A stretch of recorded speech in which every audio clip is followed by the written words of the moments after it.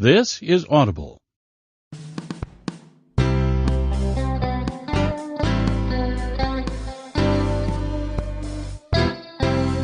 Gildan Media presents Your Coach in a Box, affordable, life-changing audio programs.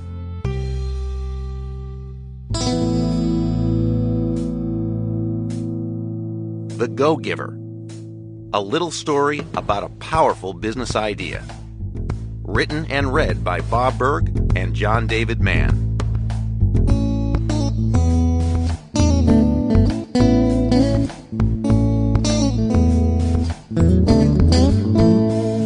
The 5 laws of stratospheric success. The law of value. Your true worth is determined by how much more you give in value than you take in payment. The law of compensation. Your income is determined by how many people you serve and how well you serve them. The law of influence.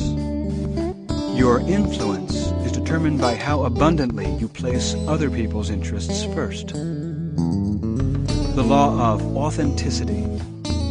The most valuable gift you have to offer is yourself. The law of receptivity. The key to effective giving is to stay open to receiving.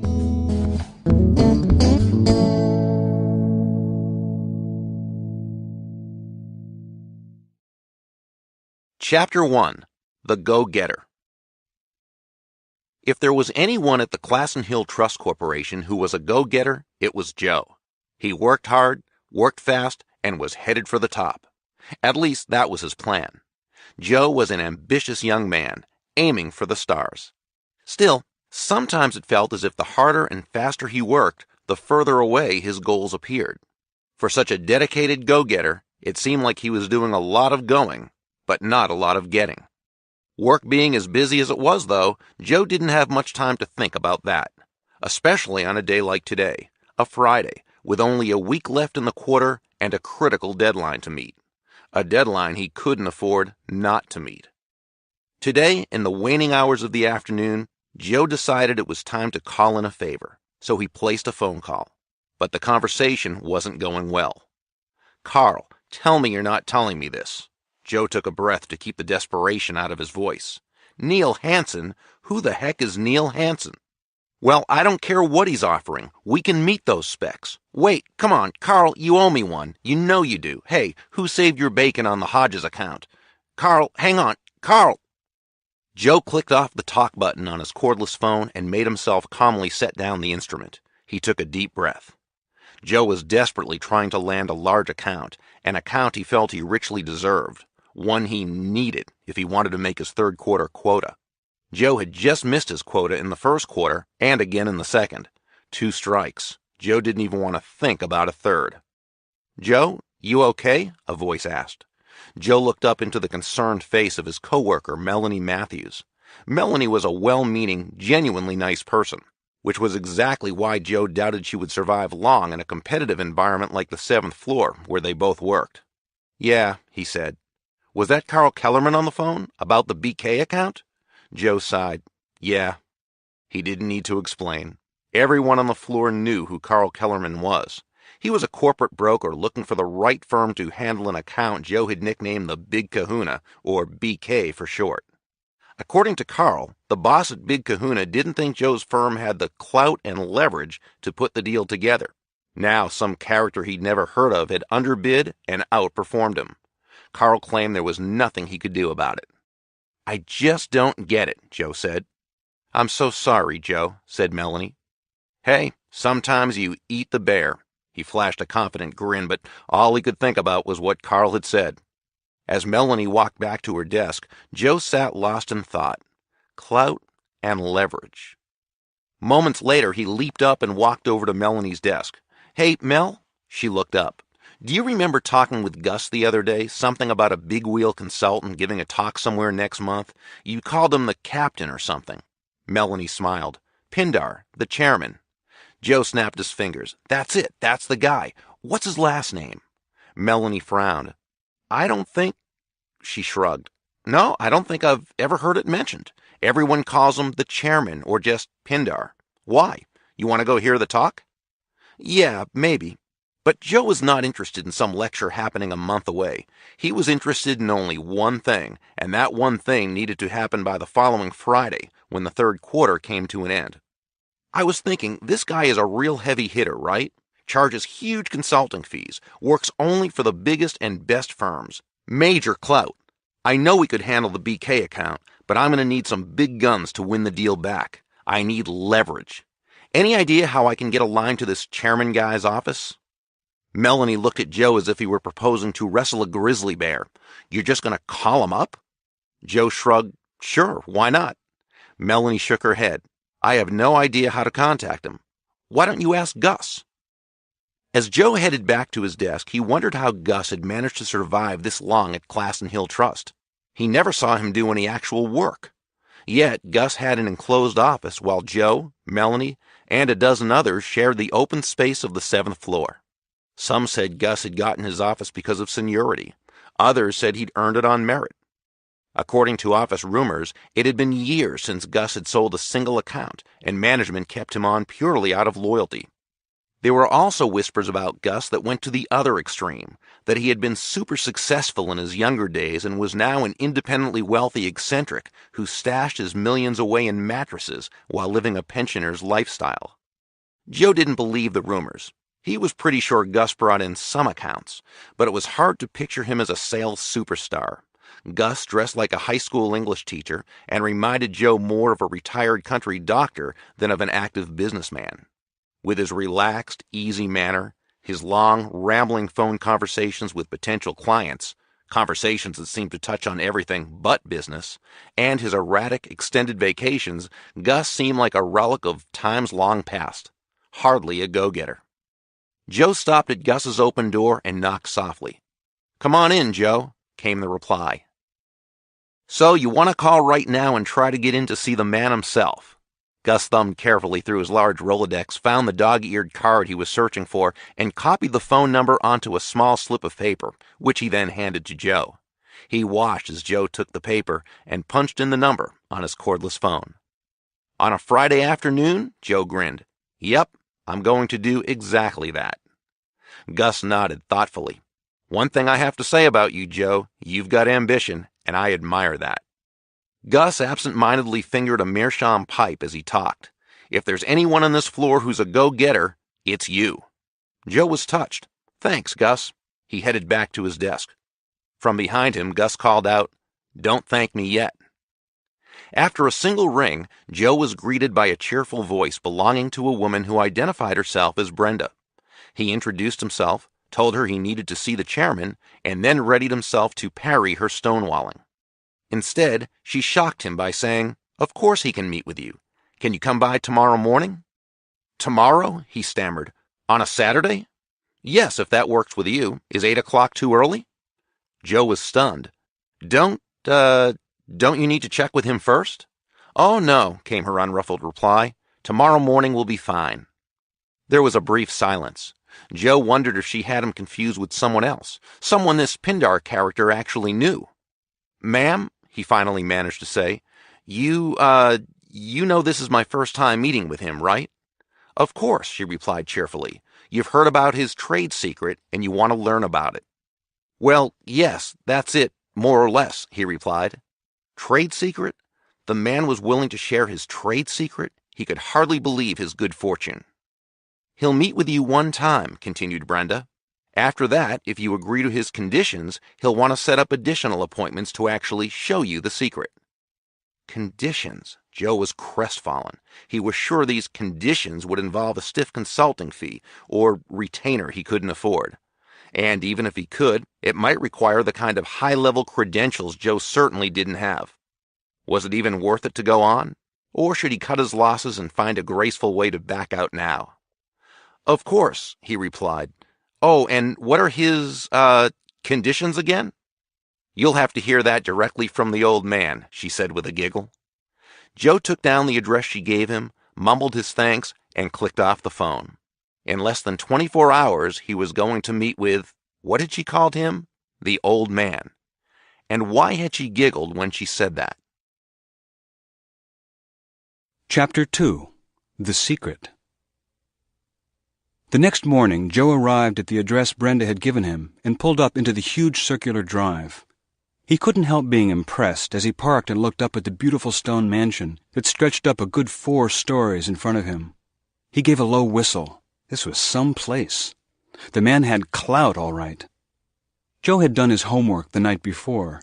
An hour on the internet had told him some pretty remarkable things about the person he was about to meet. The man known as the Chairman had had a very successful career with a wide range of enterprises. Now mostly retired from his own companies, he devoted most of his time to teaching and mentoring others. He was in great demand as a consultant to Fortune 500 CEOs and as a keynote speaker at top-shelf corporate events. He had become something of a legend. One article had dubbed him the business world's best-kept secret. Talk about clout, thought Joe. Leverage, big time. Joe, welcome. A slender man with neatly combed graying black hair, a pale blue shirt, light gray jacket, and pressed light gray slacks stood outside the great oak door. Early 60s, Joe guessed, maybe even late 50s. The man's age was one detail the internet search had not yielded. His precise net worth was another, but by all accounts it was stratospheric. The castle that stood before Joe confirmed that impression, as did the man's stately, elegant presence. From his beaming expression, it was clear that his welcome was genuine and not just a figure of speech. "Good morning, sir," said Joe. "Thank you for taking the time to see me." "You're welcome, and thank you for exactly the same reason." Pindar smiled broadly over his firm handshake. Joe returned a somewhat bewildered smile of his own and wondered, why is he thanking me? "Let's head over to the terrace for a hot cup of Rachel's famous coffee," said Joe's host as he ushered him onto a small slate path that led around the side of the mansion. "Surprised to be here?" "Actually, yes," Joe admitted. "I'm just wondering how many business legends would open their homes to a perfect stranger on a Saturday morning." Pindar nodded as they walked along the path. "Actually, successful people do this all the time. Typically, the more successful they are, the more willing they are to share their secrets with others." Joe nodded, trying his best to believe that this could possibly be true. Pindar glanced at him and then smiled again. "Appearances can be deceiving, Joe. In fact, they nearly always are." They walked for a moment before Pindar continued. "I was sharing a stage once with Larry King. You know, the radio and television interviewer?" Joe nodded. "And since he'd interviewed so many famous, successful, and powerful people, I thought I'd check my own observations against his. 'Larry,' I asked, 'are your guests as genuinely nice as they seem, even the real superstars?' He fixed me with a gaze and said, 'Tell you what, the interesting thing is, the bigger they are, the nicer they are.'" Something about Pindar's warm, raspy voice had put Joe curiously at ease from the first moment he heard it. Now he identified that something. It was a storyteller's voice. Pindar continued, "Well, Larry thought for a moment about what he'd said, and then he said more. 'I believe that a person can reach a certain level of success without being particularly special, but to get really, really big, to reach the kind of stratospheric success we're talking about, people need to have something on the inside, something that's genuine.'" As they arrived at the terrace table, Joe glanced around and just managed not to gasp out loud. Beyond the city stretching below them to the west lay a range of long, rolling mountains, half shrouded in cottony clouds. The view took Joe's breath away. They took their seats, and the young woman Pindar had called Rachel appeared with a pot of her famous coffee. As she poured cups for both of them, Joe thought, "Susan won't believe it when I tell her about this place." He had told his wife only that he was going to meet with a potential client. He smiled as he pictured the expression that would light up her face when she heard about his adventure. "Wow," said Joe. "Larry King, huh? By the way, this coffee is spectacular. Is Rachel's coffee really famous?" "It is in this home," Pindar said with a smile. "I'm not a betting man, but if I were, you know what I'd bet?" Joe shook his head. "I'd bet that one day it will be famous worldwide. Rachel is very special. Been with us for about a year now, but I expect she'll be leaving us before long. I've been encouraging her to open a chain of coffee houses. Her coffee is too good not to share with the world." "I can see what you mean," Joe leaned in and adopted his best confidential, just-us-guys talking manner. If she could reproduce this on an industrial scale, you two could make a killing. He sat back in his chair and took another sip. Pinder set his cup down and looked at Joe thoughtfully. Actually, Joe, in the brief time we have this morning, that's where I want to begin. You and I are coming from two different directions when it comes to wealth creation. If we're going to take this walk together, we need to start by facing the same direction. If you notice, what I said was, share her coffee. And what you said was, make a killing. Do you see the difference? Joe wasn't sure if he did or not, but he cleared his throat and said, yes, I think so. Pinder smiled. Please don't misunderstand me. There's nothing wrong with making money. Lots of it, in fact. It's just not a goal that will make you successful. Reading the bewilderment on Joe's face, he nodded and put his hand up to signal that he would explain. You want to understand success, yes? Joe nodded. All right. I'm going to share my trade secret with you now. Pinder leaned forward a bit and softly spoke one word. Giving. Joe waited for more, but apparently that was it. I beg your pardon? Pinder smiled. Giving? Repeated Joe. Pinder nodded. That's the secret to your success? Your trade secret? Giving? Indeed, said Pinder. Ah, said Joe. Well, that's too simple, even if it were true, which it can't possibly be? Asked Pinder. Is that what you were thinking? Something like that, Joe admitted sheepishly.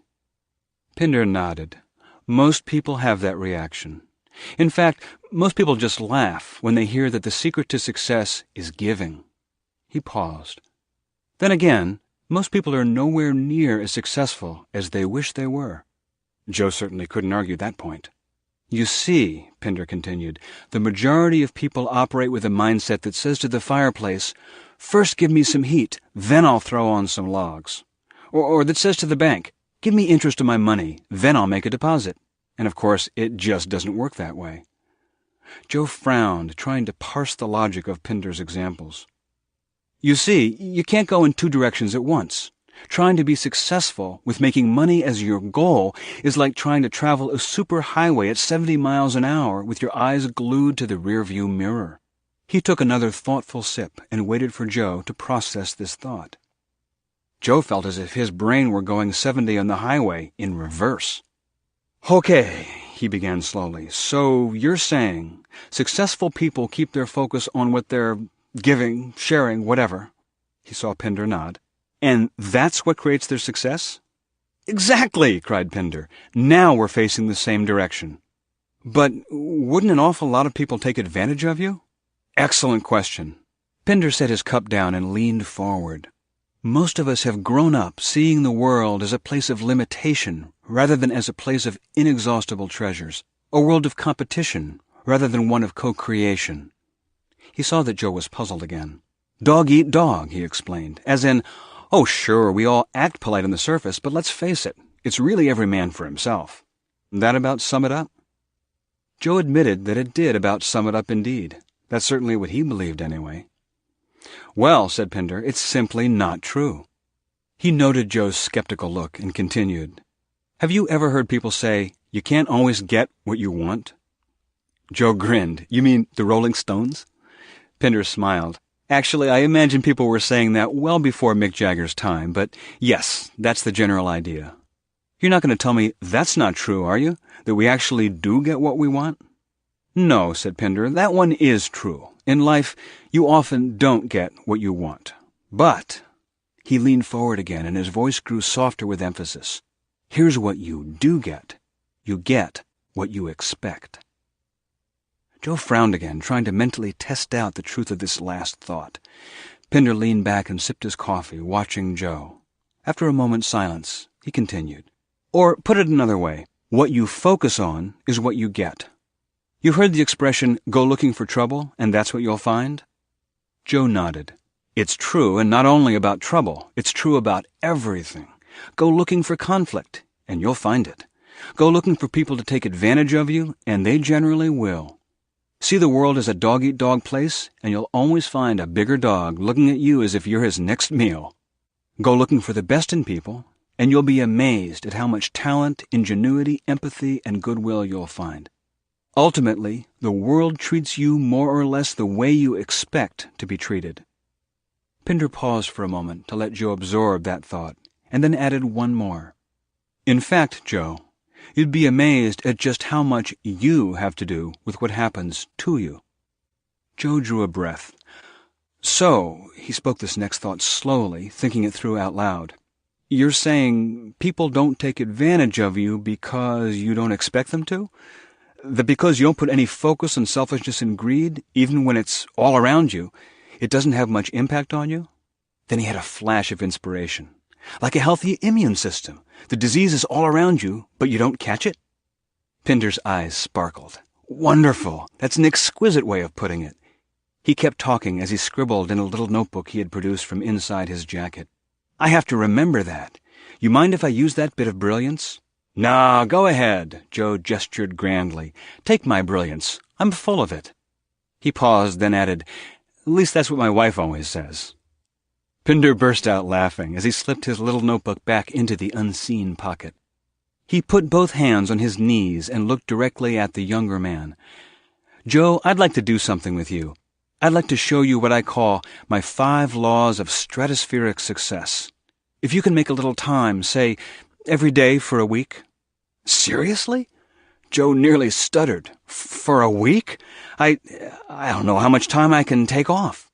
Pinder waved his hand vaguely as if to say, Time means nothing.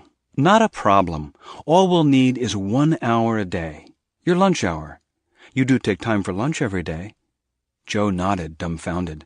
The man was going to meet with him every day for a week? And hand over the details of his most valuable trade secret? First, though, Pinder continued, first you'll need to agree to my conditions. Joe's heart sank. The conditions. He'd forgotten all about that. It was only after he agreed to Pinder's conditions, Brenda had said, that they would set up further meetings. Joe gulped. I really don't have the means. Pinder held up his hands. Please, don't worry. It's nothing like that. So, Joe began, do I need to sign an NDA or... This brought a big booming laugh from Pinder. No non-disclosure agreements. If anything, the opposite. I call these 5 laws my trade secret, not because I don't want people to find them, but for exactly the opposite reason. I call them my trade secret so that people will find them, so they'll seek them, so they'll place the proper value on them, because it's really a term of honor. Excuse me? Joe was lost. Pinder smiled. The word itself, secret. Originally, it meant something treasured, something sifted, weighed, and set apart for its special value. Actually, if I had my way, everyone would know these 5 laws. In fact, he added, that's exactly why I have put these conditions in place. Actually, it's just one condition. Are you ready? Joe nodded. I need you to agree that you will test every law I show you by actually trying it out. Not by thinking about it, not by talking about it, but by applying it in your life. Joe started to give his assent, but Pinder stopped him and continued. And that's not all. You must apply each law right away, the same day you first learn it. Joe looked at Pinder to see if he was kidding. Seriously? Before I go to sleep that night? Or I'll turn into a pumpkin? Pinder's face relaxed into a grin. No, you have a point. You won't turn into a pumpkin. But if you don't abide by my condition, our meetings will come to an end. But, Joe stammered, not to sound impertinent, how would you know? Another excellent question. How would I know? Pinder nodded thoughtfully. I wouldn't. But you would. It's the honor system. If you don't find a way to apply each law I show you the very same day you learn it, I'll trust that the next morning you'll call Brenda to cancel the rest of our appointments. He looked at Joe. I have to know you're taking this seriously. But here's what's far more important. You have to know you're taking this seriously. Joe nodded slowly. I think I understand. You want to make sure I'm not wasting your time. Fair enough. Pinder smiled. Joe, no offense, but you don't have that power. Joe looked confused. I mean, the power to waste my time. Only I can do that. And truthfully, it's a vice I gave up a long time ago. The reason for my condition is that I don't want to see you wasting your time." Joe looked down and saw Pinder's outstretched hand. He took it and gave it a firm shake. He felt a thrill go through him, as if he had just embarked on an adventure worthy of Indiana Jones, and mirrored the chairman's broad smile with one of his own. "You've got a deal." Chapter 3. The Law of Value. Just before noon that Monday, Joe arrived at the Great Stone Mansion eager to see what lay in store. All he knew was that he would be meeting with Pindar and a friend of his, a real estate magnate who had agreed to talk with Joe about the first law of stratospheric success. Joe still wondered about this whole giving business and whether or not this trade secret contained anything that would really work for him. But it's sure working for Pindar, he mused as he drove up the broad tree-lined drive. And it wasn't just the man's resume and magnificent property. The guy radiates success, he thought. It's not just money. It's something far more powerful than money. He had thought about nothing else all weekend and still couldn't quite identify what that something was. Pindar stood waiting for him as he rounded the circular drive and pulled up to the stone steps. Before Joe could cut the engine, Pindar opened the passenger's door and hopped in. "Okay if we take your car? Don't want to be late for our meeting." Joe felt a stab of disappointment. He wasn't going to get any of Rachel's famous coffee after all. "Here," said Pindar as he buckled himself into his seat and handed over a giant mug of steaming hot coffee. "You can enjoy this along the way." 20 minutes later, they arrived downtown and parked at Iafrate's Italian-American Cafe. Obviously, much more than a cafe, the full-service restaurant was jammed with a line forming at the door. On their way into the building, someone pushed gruffly past them, complaining about how crowded it was, and bumped into Pindar. Much to Joe's surprise, Pindar simply smiled at him. The moment they were inside the door, the maitre d' came over and escorted the two of them to a corner table. Of course, thought Joe, Pindar must be a VIP here. "Thank you, Sal," said Pindar. Sal bowed to Pindar and winked at Joe. It struck Joe that Pindar was exceedingly gracious to everyone they encountered, and, as they took their seats, Joe asked Pindar about that. "It never hurts to be kind to people," Pindar replied. "Once, when I was a young man, I was walking to a young lady's home to meet her for our very first date. I was nervous. As I turned onto her street, an older man walked right into me, banging his head into mine and tromping on my foot. He was embarrassed that he hadn't been watching where he was going, and mortified that he might have injured me. 'No harm done,' I assured him. 'I've been told I have a hard head. I hope you didn't hurt yourself.' He laughed with surprise. I wished him a wonderful day and hurried on to meet my young lady friend. About 15 minutes after I'd arrived at the girl's home, I heard the front door open. 'Daddy,' she called out, 'I want you to meet my date.' Pindar stopped and glanced at Joe as if expecting him to finish the story. Joe did. 'And let me guess, it was the man who had smacked into you?' 'It was,' agreed Pindar, back from a quick trip to the store. He complimented his daughter on her good judgment and told her I was a thoughtful, polite young man. 'So you could say your relationship got off on the right foot,' observed Joe. Pindar laughed. 'Indeed it did. Stayed that way, too. That beautiful young lady has been my wife for nearly 50 years. Ernesto,' he called out to one of the cooks who was headed their way. 'Buongiorno, caro,' Pindar exclaimed. The portly fellow beamed and hunkered down with them at their table. 'You gonna introduce me to your new friend?' Ernesto's voice bore traces of a crisp northern Italian accent. 'Ernesto, this is Joe. Joe, Ernesto.' A young waiter approached with a pair of menus, but before Joe or Pindar could say a word, Ernesto turned to the young man and fired off a soft stream of Italian phrases. The waiter whooshed silently away again. 'Ernesto,' said Pindar, 'tell my young friend how you got started here.' Ernesto looked at Joe and said, 'Hot dogs.' Joe blinked. 'Hot dogs?' 'I came here,' Ernesto went on, must be more than 20 years ago now, a foolish young man. I had just enough money saved to buy a hot dog cart and the license to run it. Actually, come to think of it, the license cost me more than the cart.' Pindar chuckled, and Joe had the distinct sense that his host had heard the story many times before. 'It was hard at first,' Ernesto was saying, 'but I had some loyal customers, and word got around. After a few years, my little cart got written up in the city's annual Best Of guide.' The chef paused to glance back toward the grill. "Wow, really?" said Joe. "Best hot dog stand in the city? That's great." Pindar smiled and gently corrected him. "Best outdoor dining experience in the city." Ernesto held up both hands modestly and shrugged. "They were kind to me." "But," Joe stammered, "how did you do that? I mean, no offense, but how does a hot dog stand manage to outrank the swanky sidewalk cafes in this neighborhood?" Ernesto gave another theatrical shrug, his eyebrows and shoulders moving together like a marionette, saying, "Who knows?" He winked at Pindar. "Lucky?"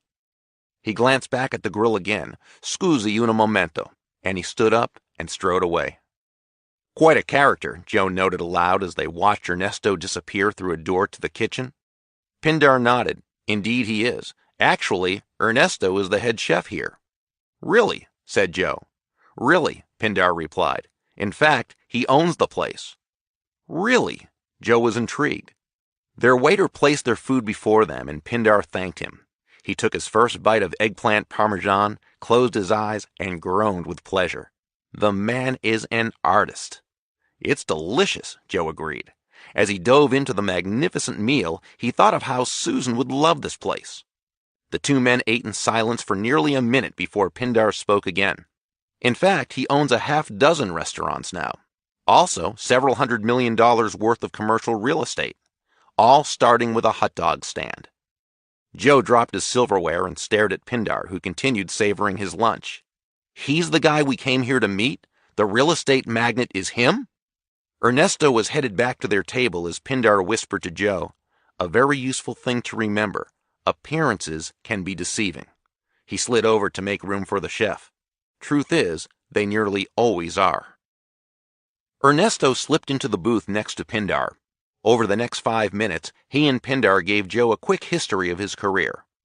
Young Ernesto Iafrate's reputation had grown until he was discovered by several business executives who abandoned the local high-class establishments to have their power lunches at the little sidewalk hot dog stand. Although Ernesto rarely talked about himself, one of these regulars, a man whom Ernesto called simply the Connector, Joe made a mental note to ask Pindar later about this mysterious-sounding character, eventually learned of his background as a chef. Impressed with the young man's sharp business mind and exceptional devotion to service, a few of these executives pulled together an investment group and backed him with the finances to open his own restaurant. And within a few years, Pindar interjected, his little cafe did so well that he bought us out, earning us all a tidy profit in the process. And he hadn't stopped there. After establishing a group of area restaurants, Ernesto began investing some of his profits in the properties adjoining his restaurants. Over the years, he became one of the largest commercial real estate owners in the city. As he listened, Joe realized there was another layer to Ernesto that he hadn't seen at first. Underneath that jovial, bigger-than-life Italian chef persona, there was a powerful sense of focus and intention. Once Joe became aware of it, it was riveting. He began to see why the little group of executives had invested in the man's future. Joe understood that Pindar had emphasized the word experience for a reason. It was not the hot dogs, but the person serving the hot dogs that had vaulted the young man to such popularity. Not the dining experience. Ernesto had made buying a hot dog into an unforgettable event. Especially for children, Pindar pointed out. "I've always been good at remembering kids' names," Ernesto explained. "And remembering their birthdays," continued Pindar. "And their favorite colors, and their favorite cartoon heroes, and their best friends' names." He glanced at Joe and gave the next word emphasis, etc. Ernesto gave another trademark shrug. "What can I say? I like kids." Children started dragging their parents to the little hot dog stand. Soon the parents were dragging their friends there too. It turned out that Ernesto was just as gifted at remembering adults' interests as he was with kids. "Everyone likes to be appreciated," said Ernesto. "And that's the golden rule of business," added Pindar. "All things being equal," Ernesto finished the phrase, "people will do business with and refer business to those people they know, like, and trust." He turned to look at Joe. "Tell me, what distinguishes a good restaurant from a great restaurant? Why do some restaurants do well, while a few, like this one, do stratospherically well?" Obviously, better food, replied Joe without hesitation. Ernesto's delighted laughter filled the booth. Several heads turned and a wave of smiles rolled through the dining room like ripples on a pond. Ah, mille grazie, signore. You are a man of good taste. But I have to admit, while our food is very good, there are half a dozen other places within 3 blocks with food just as wonderful as ours. Still, even on their best nights, they're lucky to have half the clientele that comes here. Why is that, do you think? Joe had no answer. A bad restaurant, Ernesto went on, tries to give just enough food and service, both in quantity and quality, to justify the money it takes from the customer. A good restaurant strives to give the most quantity and quality for the money it takes. But a great restaurant strives to defy imagination. Its goal is to provide a higher quality of food and service than any amount of money could possibly pay for. He looked at Pindar, then back at Joe. Did the old man tell you he would show you his 5 laws? Joe nodded eagerly. He was about to learn the first law of stratospheric success. Ernesto looked again at Pindar. Should I tell him? Please, replied Pindar. Ernesto leaned in and spoke in a conspiratorial whisper. Your true worth is determined by how much more you give in value than you take in payment. Joe wasn't sure how to respond. Giving away more in value than you get paid for? That was their big secret? I'm sorry, I don't get it, Joe confessed.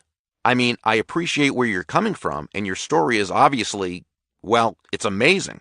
But honestly, that sounds like a recipe for bankruptcy. It's almost like you're trying to avoid making money. Not at all, Ernesto waggled one finger. Does it make money is not a bad question. It's a great question. It's just a bad first question. It starts you off pointed in the wrong direction. He let Joe ponder that for a moment, then continued. The first question should be, does it serve? Does it add value to others? If the answer to that question is yes, then you can go ahead and ask, does it make money? In other words, said Joe, exceed people's expectations and they'll pay you even more. That's one way to look at it, replied Ernesto, but the point isn't to have them pay you more, it's to give them more.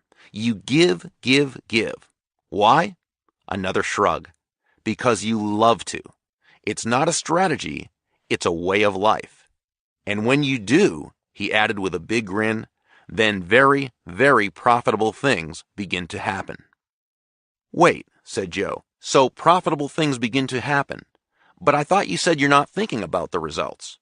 That's right, Ernesto agreed. You're not, but that doesn't mean they won't happen. And they certainly will, added Pindar. All the great fortunes in the world have been created by men and women who had a greater passion for what they were giving, their product, service, or idea, than for what they were getting. And many of those great fortunes have been squandered by others who had a greater passion for what they were getting than what they were giving. Joe grappled with everything he'd heard. It seemed to make sense, at least when these two characters were saying it. But as far as he could see, it just didn't square with his experience. I have a hard time seeing how... Ah, said Pindar, holding up his index finger and cutting Joe off in mid-sentence. Joe blanched. What? Ernesto grinned. He leaned in toward Joe and said, Did he tell you about his, condition? Joe looked puzzled for a moment, and then he understood. Oh, right, the condition. Pindar smiled. It's not about seeing, it's about doing. Joe sighed. Right, he repeated. I need to find some way to apply it. He looked at both men, then added, or I'll turn into a pumpkin.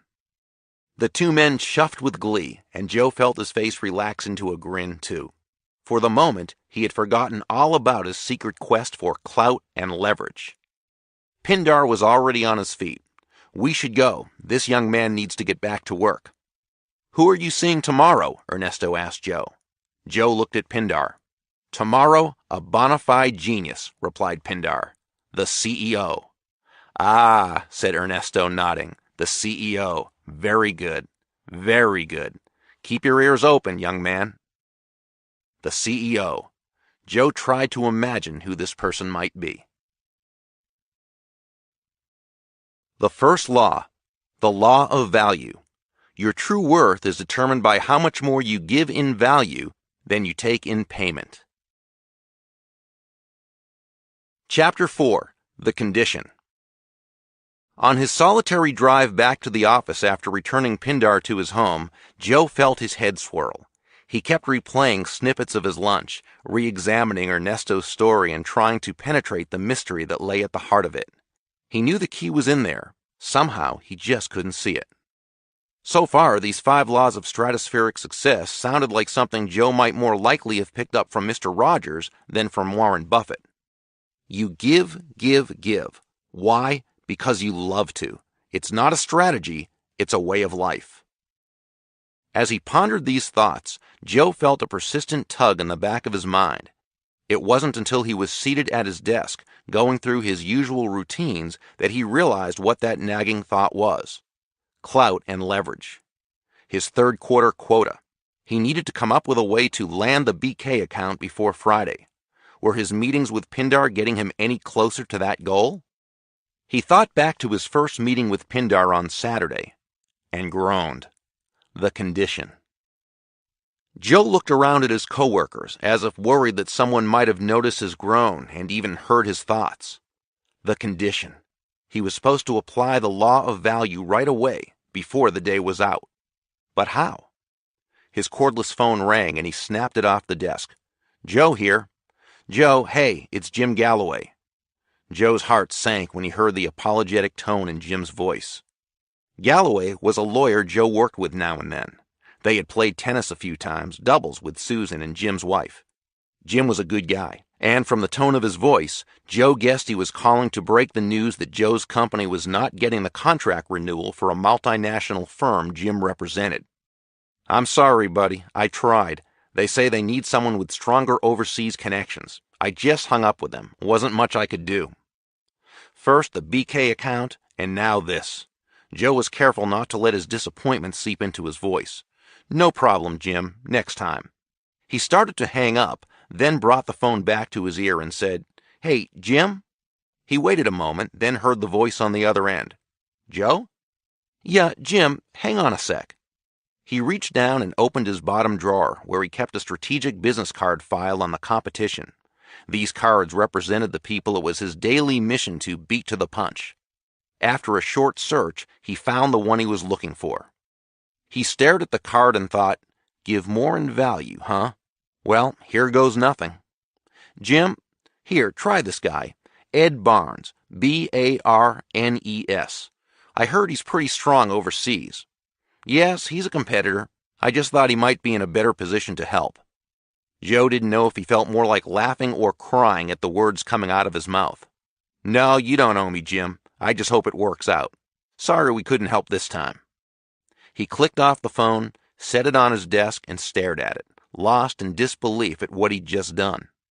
This guy just blows me off, and I give him a referral, he muttered, and throw some good business at a competitor? He glanced up and saw Gus at his office door, gazing at him. Gus smiled and nodded.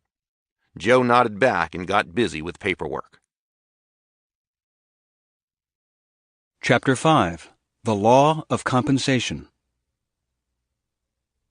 When Joe appeared the next day at noon at the reception desk for Learning Systems for Children, Inc., he was met by a robust woman in her late 60s with a huge brass nameplate on her desk that read simply, Marge. Here to meet the CEO, are you? She chirped, and without waiting for an answer, stuck out her hand. Marge. Yes, admitted Joe, shaking the proffered hand. He looked around nervously, wondering where Pindar was. Am I early? Your friend, Mr. Pindar? He left a message. Said he'll be right along. Don't you worry. I'll set you right up in the conference room. Nicole will be in to see after you. Bring you in a cup of Joe. She laughed at her own inadvertent joke. Joe? Joe followed the woman down a bright corridor. She opened the door to the conference room. Joe began to step inside and stopped dead in his tracks. What on earth? This was like no conference room Joe had ever seen. He had expected to find a long mahogany conference table, polished to a sheen, equipped with the latest in teleconferencing units. Instead, The room was lined with small wooden tables littered with tubs of modeling clay, pipe cleaners of all colors, piles of construction paper, and an endless array of crayons. A row of kids' easels ran along the walls, plastered with finger paintings. More finger paintings decorated the walls. But it wasn't the way the room was furnished that left Joe staring. It was the chaos that filled the room. About a dozen people, ranging in age from their late 20s to early 60s, stood talking and laughing at once, all of them busily engaged in what looked to Joe like the delirious pursuit of making a mess. Some smooshed together lumps of modeling clay, others smeared finger paints on the easels. One woman gazed at the inscrutable tangle of pipe cleaners she held in one hand, as serious as Hamlet regarding Yorick's skull. Joe gaped. He had stepped out of the world of corporate culture and fallen back through time to a kindergarten classroom. Whoops!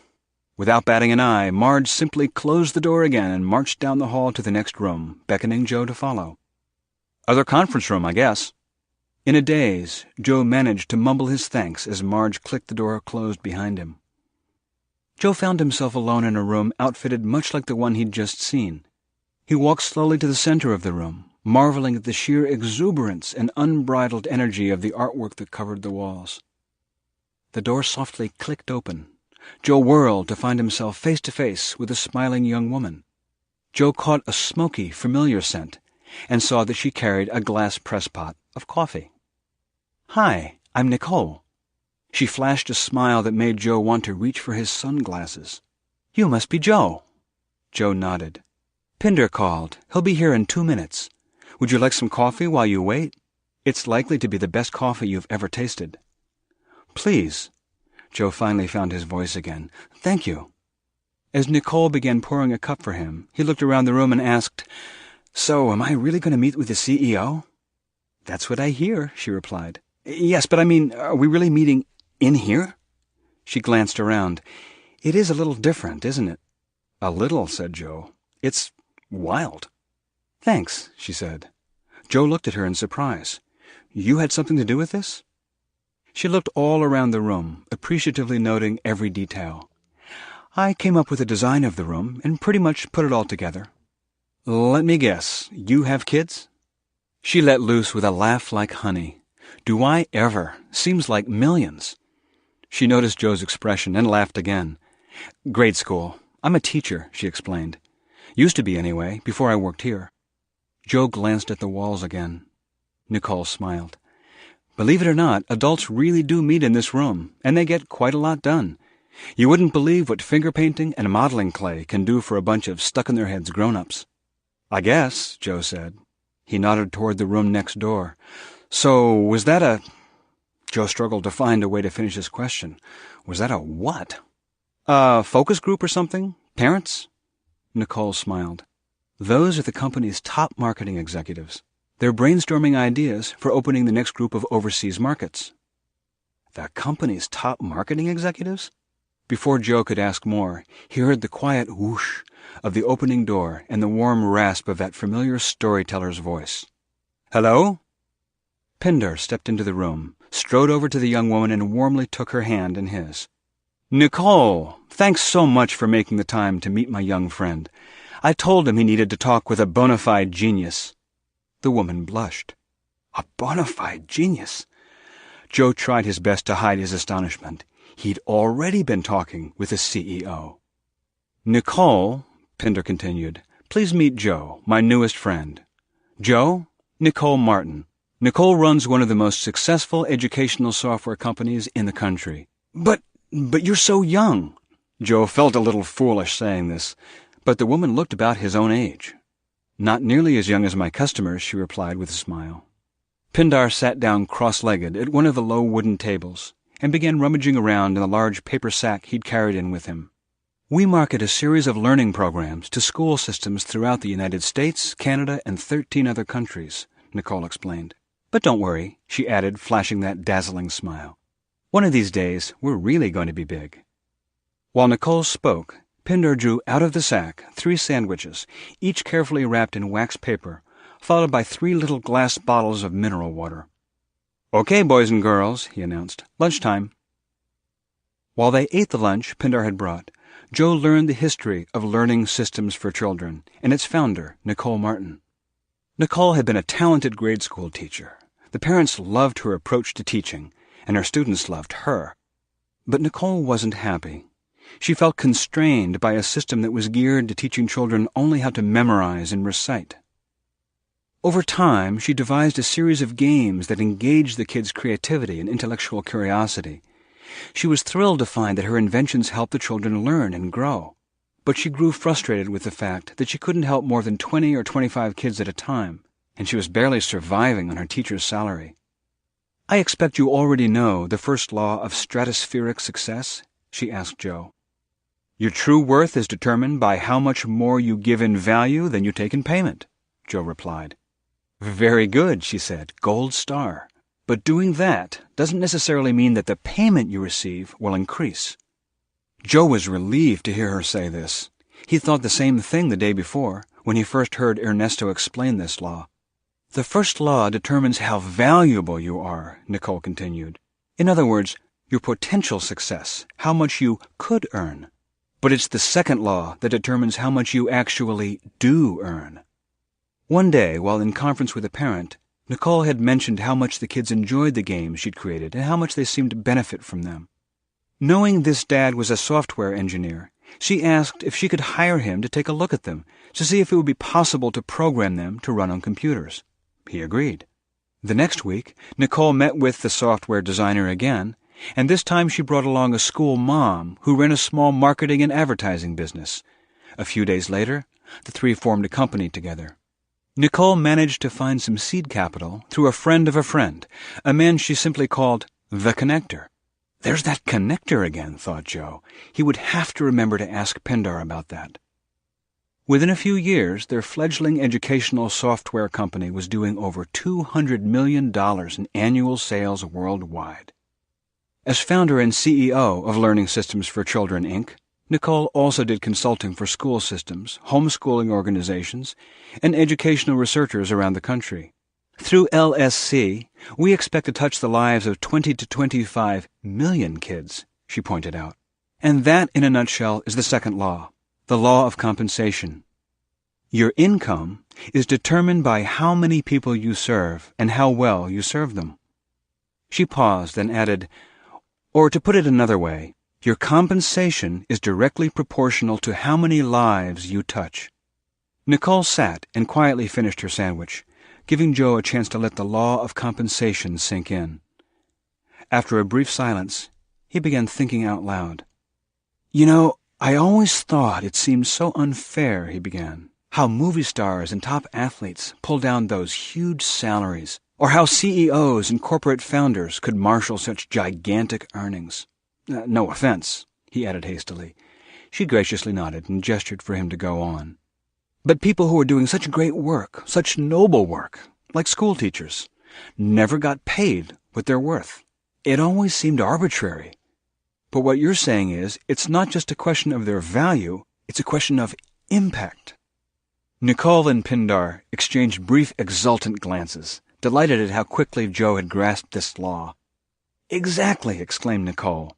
"And there are two amazing things about this. First, it means you get to determine your level of compensation. It's under your control.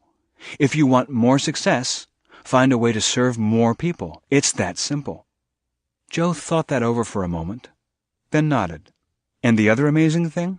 It also means there are no limitations on what you can earn, because you can always find more people to serve. The Reverend Martin Luther King Jr. once said, 'Everybody can be great because anybody can serve.' Another way to say that might be, everybody can be successful because anybody can give." Pindar was watching Joe closely. Now he spoke up. "You have a question?" Joe nodded.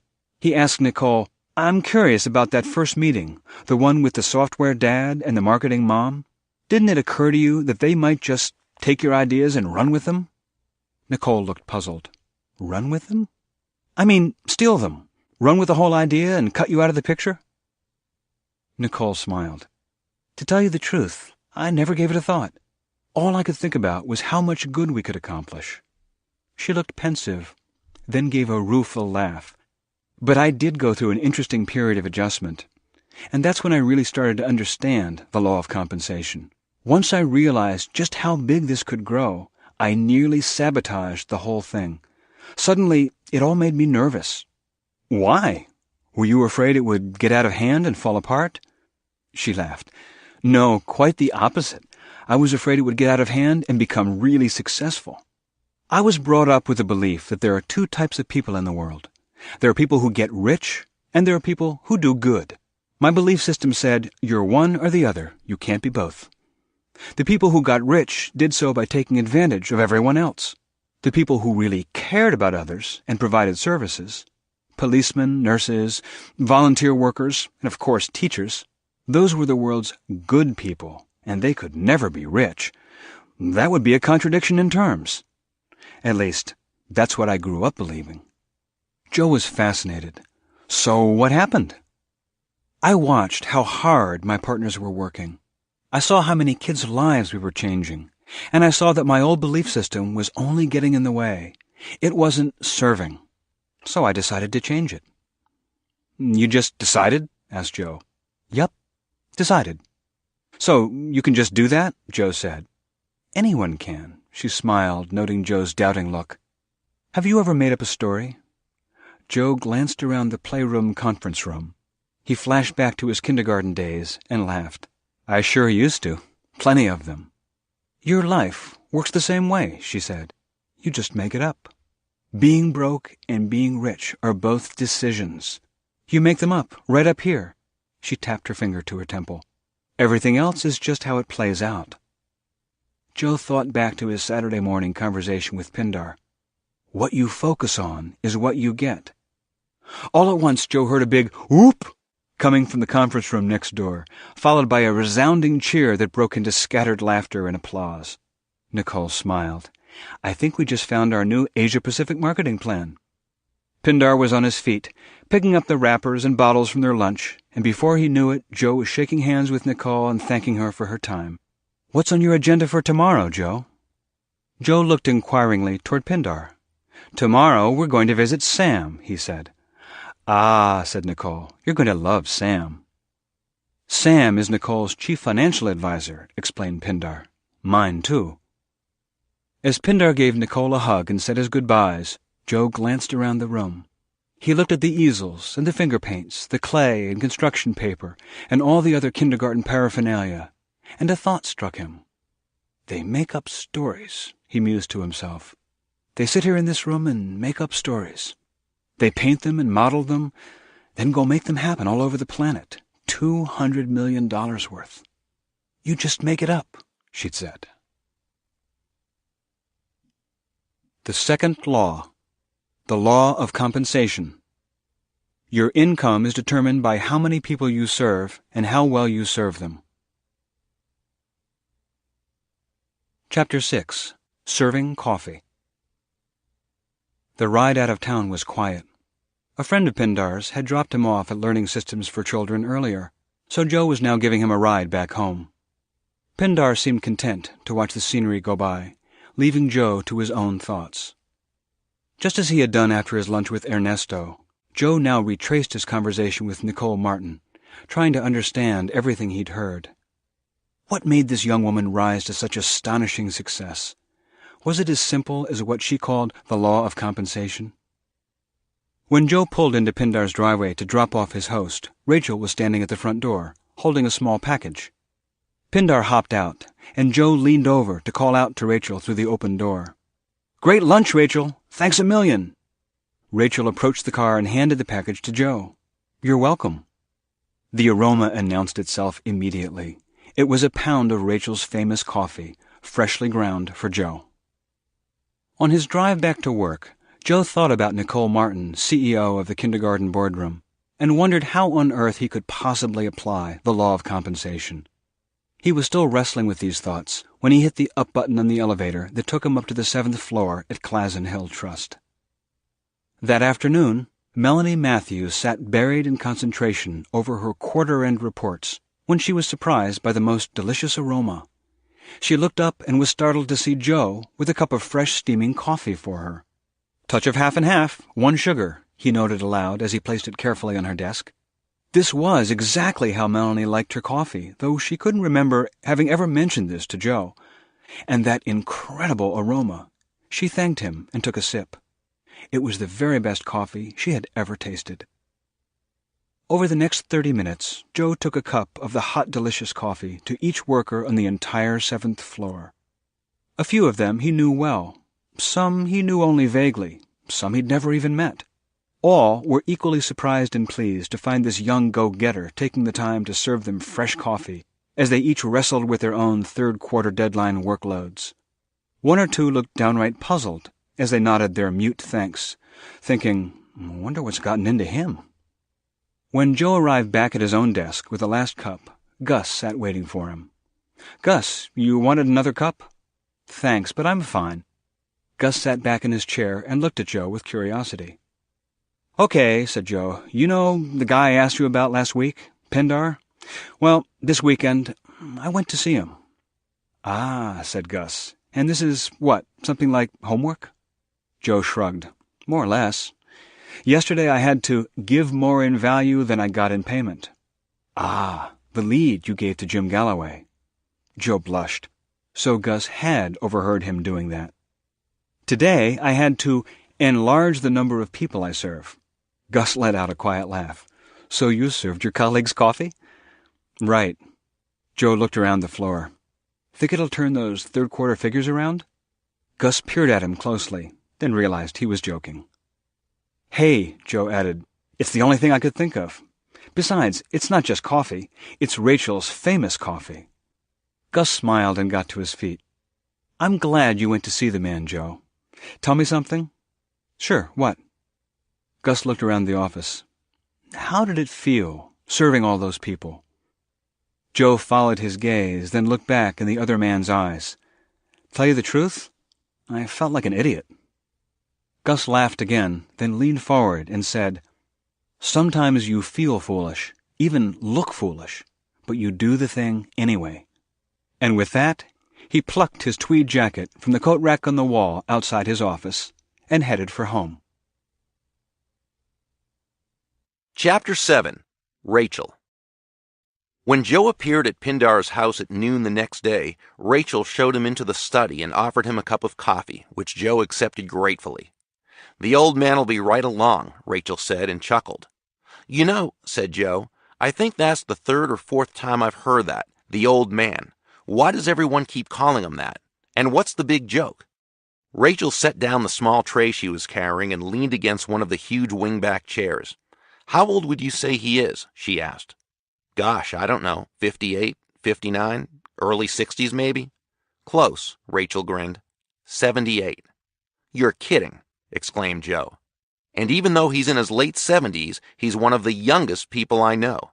Have you ever noticed how energetic and enthusiastic he is? How curious and, well, how interested he always seems?" Joe nodded. "I'll tell you what," Rachel went on. "He does more, travels more, and accomplishes more than most men half his age. None of us can keep up with him." "Really?" Pindar didn't strike Joe as the driven type, but he always seemed so relaxed. Rachel laughed. "Of course he seems relaxed. He is relaxed. Whoever said being anxious gets more accomplished?" Joe had to admit she had a point. He had always taken it for granted that getting a lot done invariably meant a high level of stress. But then he knew plenty of people who were thoroughly stressed out, yet didn't really accomplish that much. "Who are you going to see today?" Rachel asked. "Sam, his financial advisor." "Ah, Sam," Rachel smiled to herself. "You're going to love Sam." "So I've heard," thought Joe. "Of course he will." Pindar stood beaming at the study door. "Everyone loves Sam." The moment he heard that storyteller's voice, Joe felt himself relax. He noticed it had the same effect on Rachel, too. He suspected it had the same effect on everyone. As Joe nosed his car past the big wrought iron gates and pointed it toward downtown, he thought about his brief conversation with Rachel, and he asked Pindar about her. Rachel came from a poor neighborhood and began working to help support her family when she was just 15 years old. She took work doing anything and everything. She cleaned houses, landscaped, answered phones, waited tables, short order cooked, worked construction, painted houses, and more. Eventually, she put herself through college on this diverse collection of jobs. Some of these tasks she enjoyed more than others. However, she approached each one as though she loved it. She did this by reminding herself that, regardless of how much or how little she cared for the task itself, she relished the opportunity to survive, save, and serve. Survive, save, and serve? Joe interrupted. Sounds like a motto. It easily could be, agreed Pindar. They are the three universal reasons for working. Survive, to meet your basic living needs. Save, to go beyond your basic needs and expand your life. And serve, to make a contribution to the world around you. Joe thought of Nicole Martin's reflection on her own early fear of success. It wasn't serving, she'd said. Unfortunately, continued Pindar, most people spend their entire lives focusing on the first. A smaller number focus on the second. But those rare few who are truly successful, not just financially, but genuinely successful in all aspects of their lives, keep their focus squarely on the third. Survive, save, and serve. Joe let the three words roll around in his mind as Pindar continued the story of Rachel. About a year ago, Pindar had bought some books at a local bookseller's where Rachel had worked her way up to cafe manager. After making his purchase, he stopped by the cafe for a cup of coffee. I'm just starting a fresh pot, Rachel told him. If you're not in a hurry, why don't you make yourself comfortable on any of the reading sofas, and I'll bring you a cup as soon as it's ready.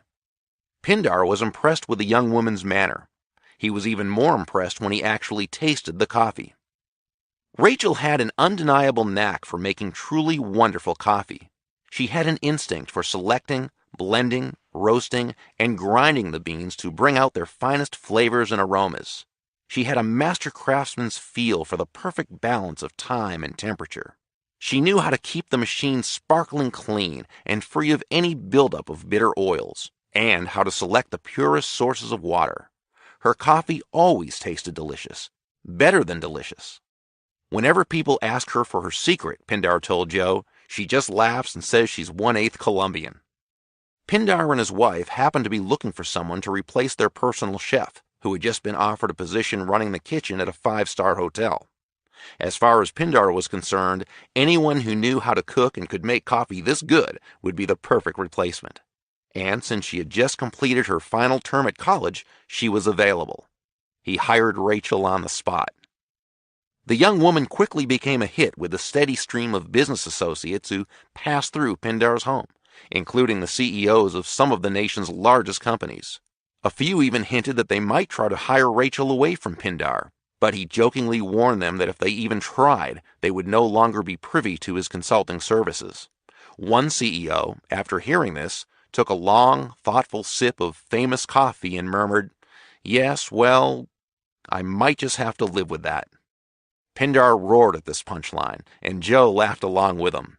He also had the sense that there was more to Rachel's story, but it would have to wait. They had arrived at their destination. Chapter 8. The Law of Influence. Perched on the top floors of the city's tallest and most elegant office building, the regional headquarters of the Liberty Life Insurance and Financial Services Company was located right in the heart of the financial district. Most of the building's 24 floors were rented to the city's top investment companies and law firms. The 22nd and 23rd were occupied by Liberty. Sam's offices, where Joe and Pindar were headed, took up the entire 24th floor. Inside the front door, Pindar signed them in with the security guard. They passed through a beautifully appointed lobby and entered a tall glass elevator framed with exquisite filigree and floored with plush, royal blue carpeting. "They must sell a lot of policies," whispered Joe. "This is the single most successful branch office of the single most successful financial services company in the world," Pindar whispered back. "You're about to meet the person who single-handedly accounts for more than 3/4 of all the money this particular branch brings in."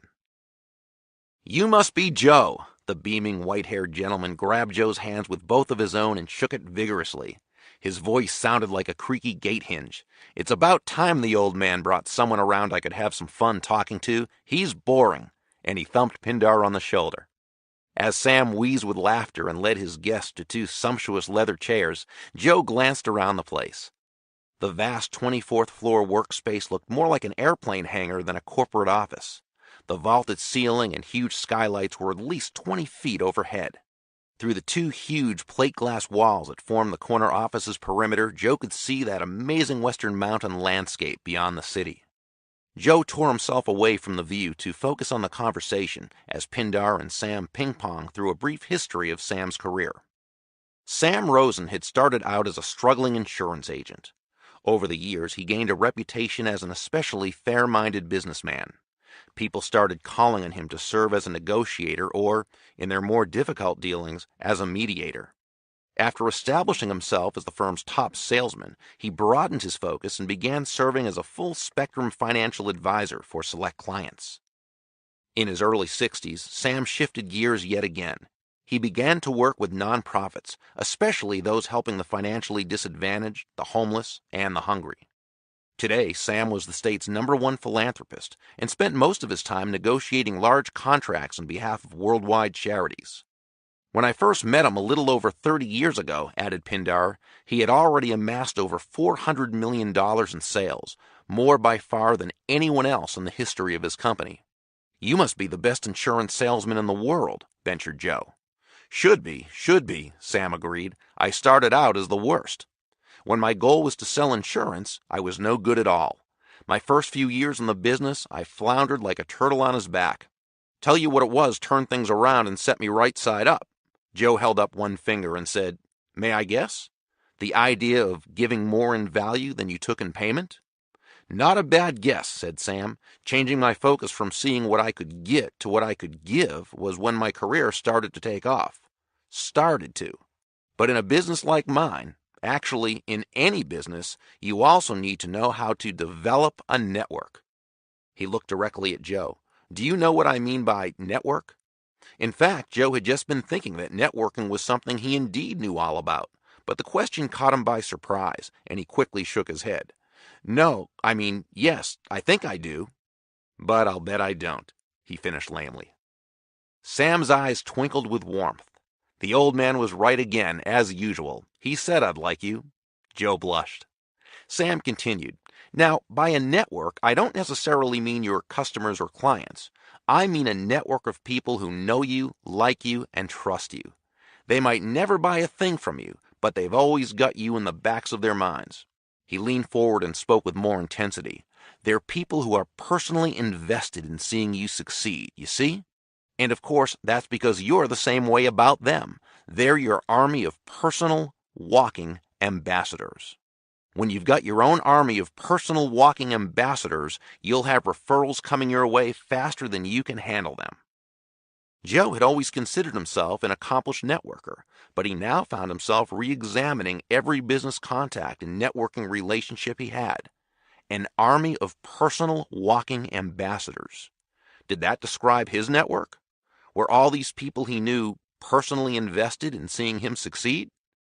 Did that description fit any of them? Sam spoke again, in a quiet voice this time. "You want to know what makes that kind of network happen, Joe?" Joe looked up and met Sam's gaze. "I do." The old man's eyes bore into Joe. "Stop keeping score." Joe blinked. How do you mean?" Sam settled back into his chair. "Just that.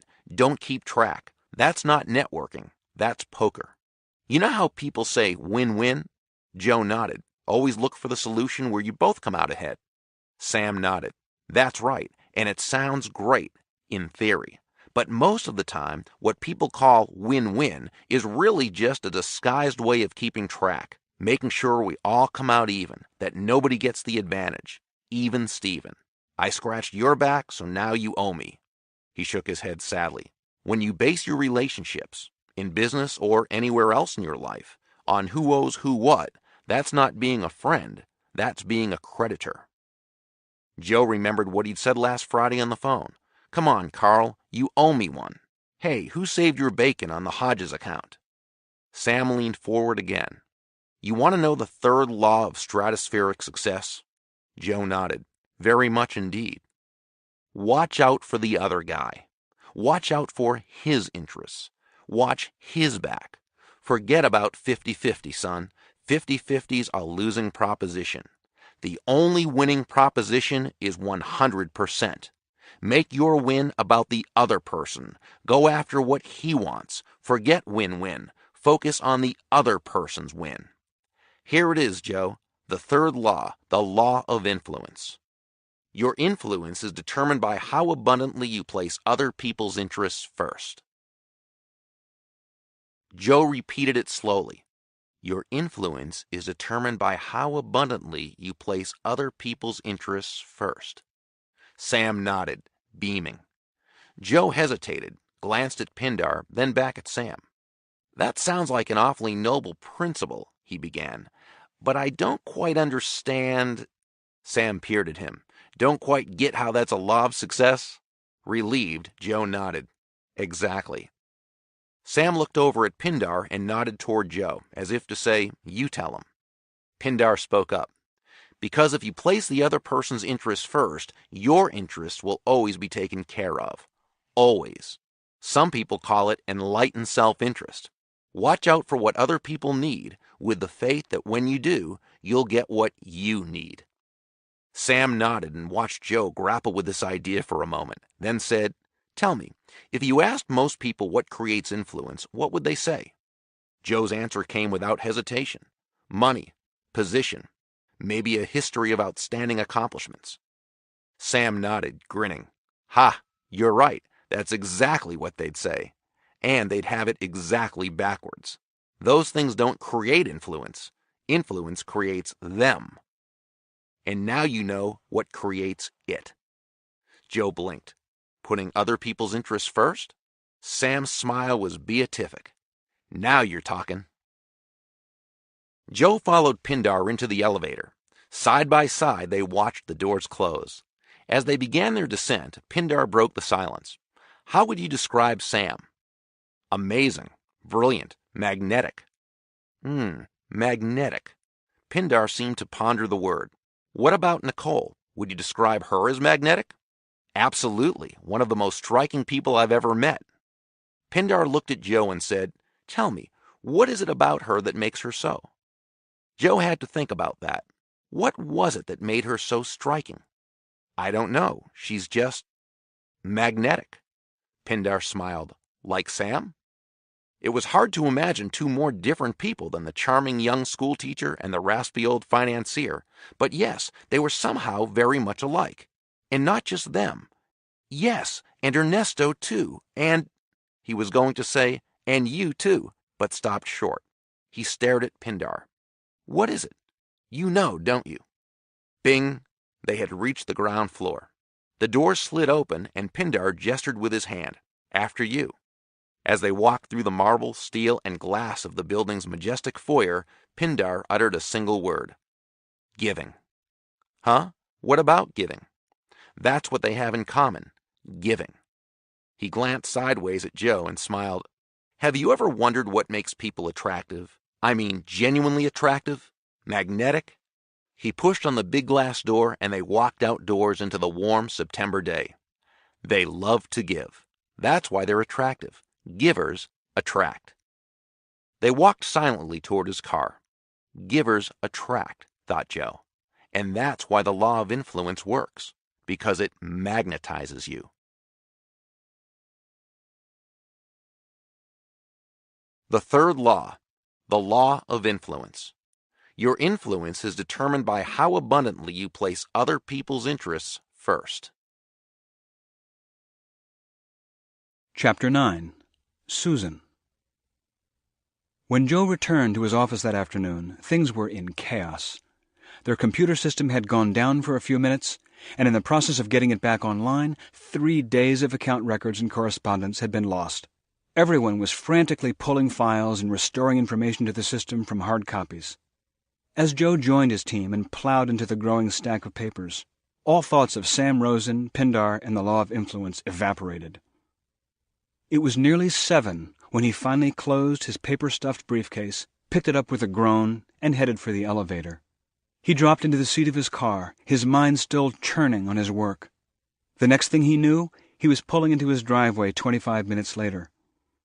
He switched off the engine and sat listening to the clink, clink, clink of the cooling engine. He wished there were an ignition key that would switch off his mind.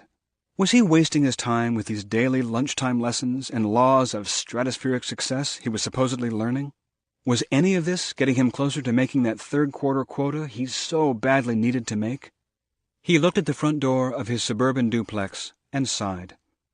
Susan would have been home for an hour already. She would be just as exhausted as he was, and her afternoon would have been just as hard as his. He found Susan in the kitchen, pulling something from the oven. She didn't need to tell him that he was late, or that their dinner was a little dried out, or that she was too tired to care one way or the other. Her body language said all that and more. Over a listless dinner, notes were compared and miseries tallied as the two moved through the meal and kitchen cleanup. Joe wanted to tell her all about his appointment at the imposing Liberty office building, but he gave up without even trying. Last Saturday, when Joe had returned home and told her his first impressions of Pindar, Susan had been intrigued, but at dinner on Monday, when he tried to tell her about Ernesto, she said only, "So this guy is actually the owner?" She repeated this a few times and couldn't seem to get any deeper into his story. Yesterday, when he started telling her about Nicole Martin's kindergarten conference room, she rolled her eyes and said, "You're kidding." It went no further. Joe and Susan had established a sort of unwritten rule. They both had high-stress jobs and would arrive home for the evening in knots, each with at least a solid hour or two of extra office work to do. The unwritten rule was this: we each get up to 30 minutes of complaint time, no more. Tonight, Susan was already well into her half hour. Joe sat on the edge of their bed, doing his best to stay sympathetic, while Susan paced and talked. Inwardly, he sighed again, wondering what he could possibly say that would make her feel better. Suddenly, Joe realized that Susan had stopped talking, mid-sentence, and was looking at him. "I'm sorry," she said softly. "It's almost 8:30. A tired sigh. "I guess I'm a bottomless pity party." A wan attempt at a smile. "I know you've got work to get to." She turned away and said, more to herself than to him, "Fair's fair." Joe opened his mouth to speak, then closed it again. Fair's fair. What did that remind him of? And why did it sound so wrong? 50-50 is a losing proposition. It was Sam, of course. Even Stephen. I scratched your back, so now you owe me. That's not being a friend, that's being a creditor. Was that what their marriage had become? Without thinking about what he was going to say, he blurted out, "No, Suze, wait. Actually, I don't." She turned back and looked at him. "Please, go on," he said. "I'd like to hear about what happened. Really." For a moment, Susan looked as if Joe had told her that the laws of gravity had just been revoked. "Really?" "Sure," he said. "I mean, it sounds like it was pretty rough. So what did you do?" His wife sat next to him on the bed and looked at him again. "Really," he said, "my stuff will wait." Susan slowly began to talk again about her day, about an especially nasty conflict she was having with a co-worker. After a few minutes, she stopped mid-sentence again and looked at Joe. He nodded and waited for her to go on. She lay back against the pillow and began to pour her heart out.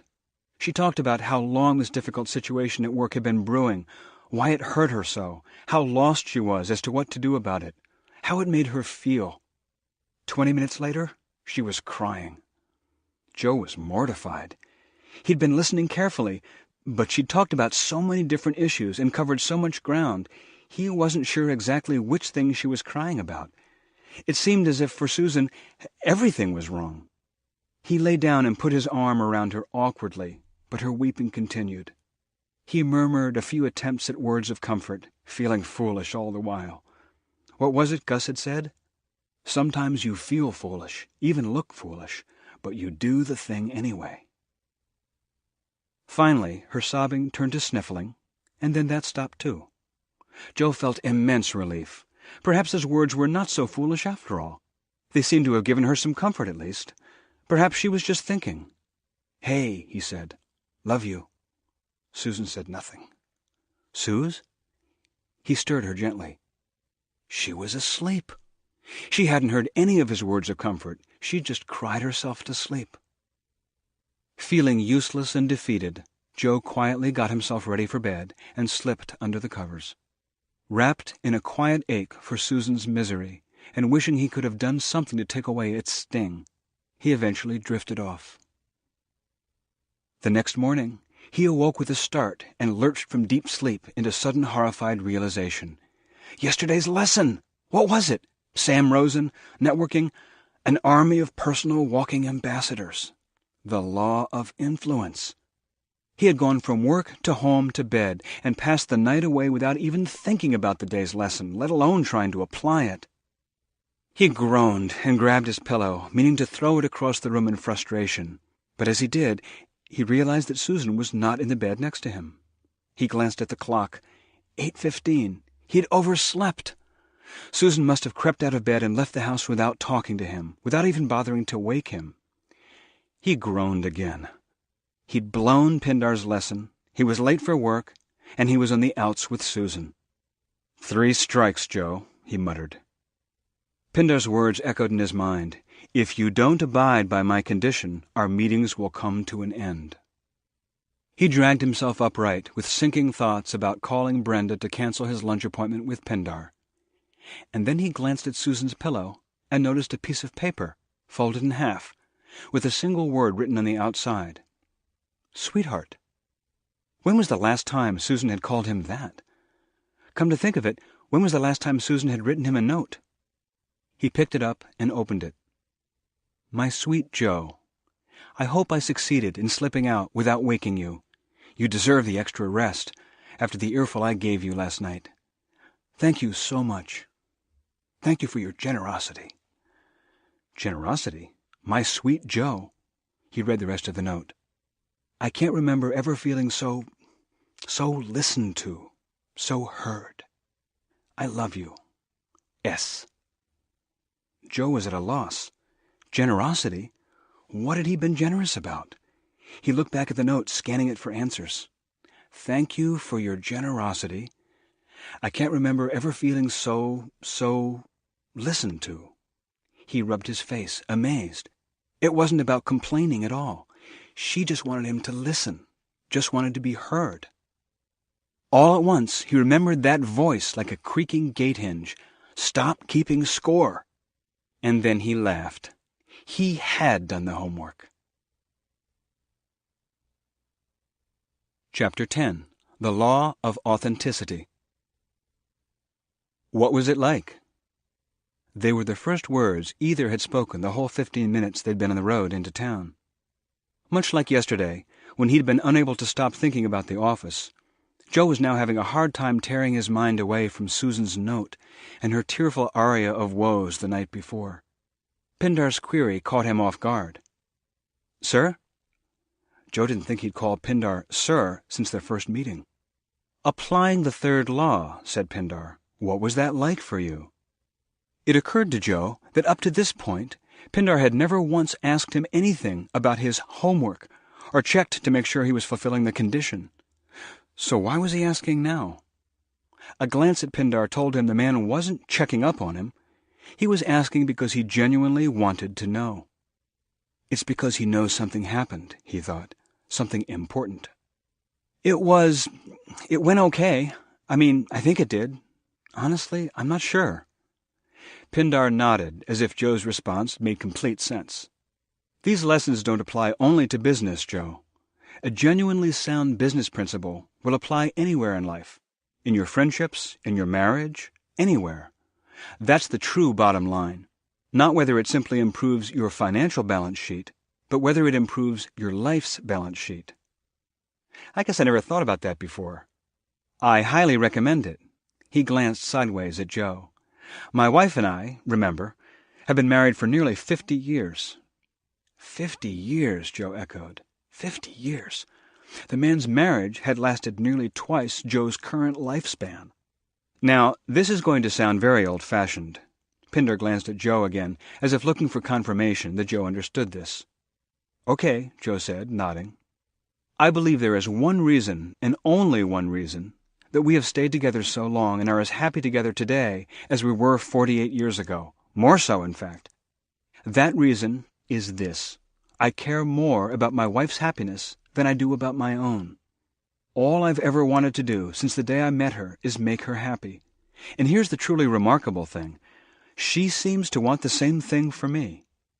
"Wouldn't some people call that codependent?" ventured Joe. "Yes, some people probably would. Know what I call it?" "Happy?" Pindar laughed. "Yes, certainly that. I was going to say, I'd call that success." Success. Joe thought about his life with Susan and how it had begun to feel like a constant drama of battle and compromise. 50-50's a losing proposition. "Like what Sam says about networking," he commented. "Exactly." Pindar pointed out the windshield. "And here we are."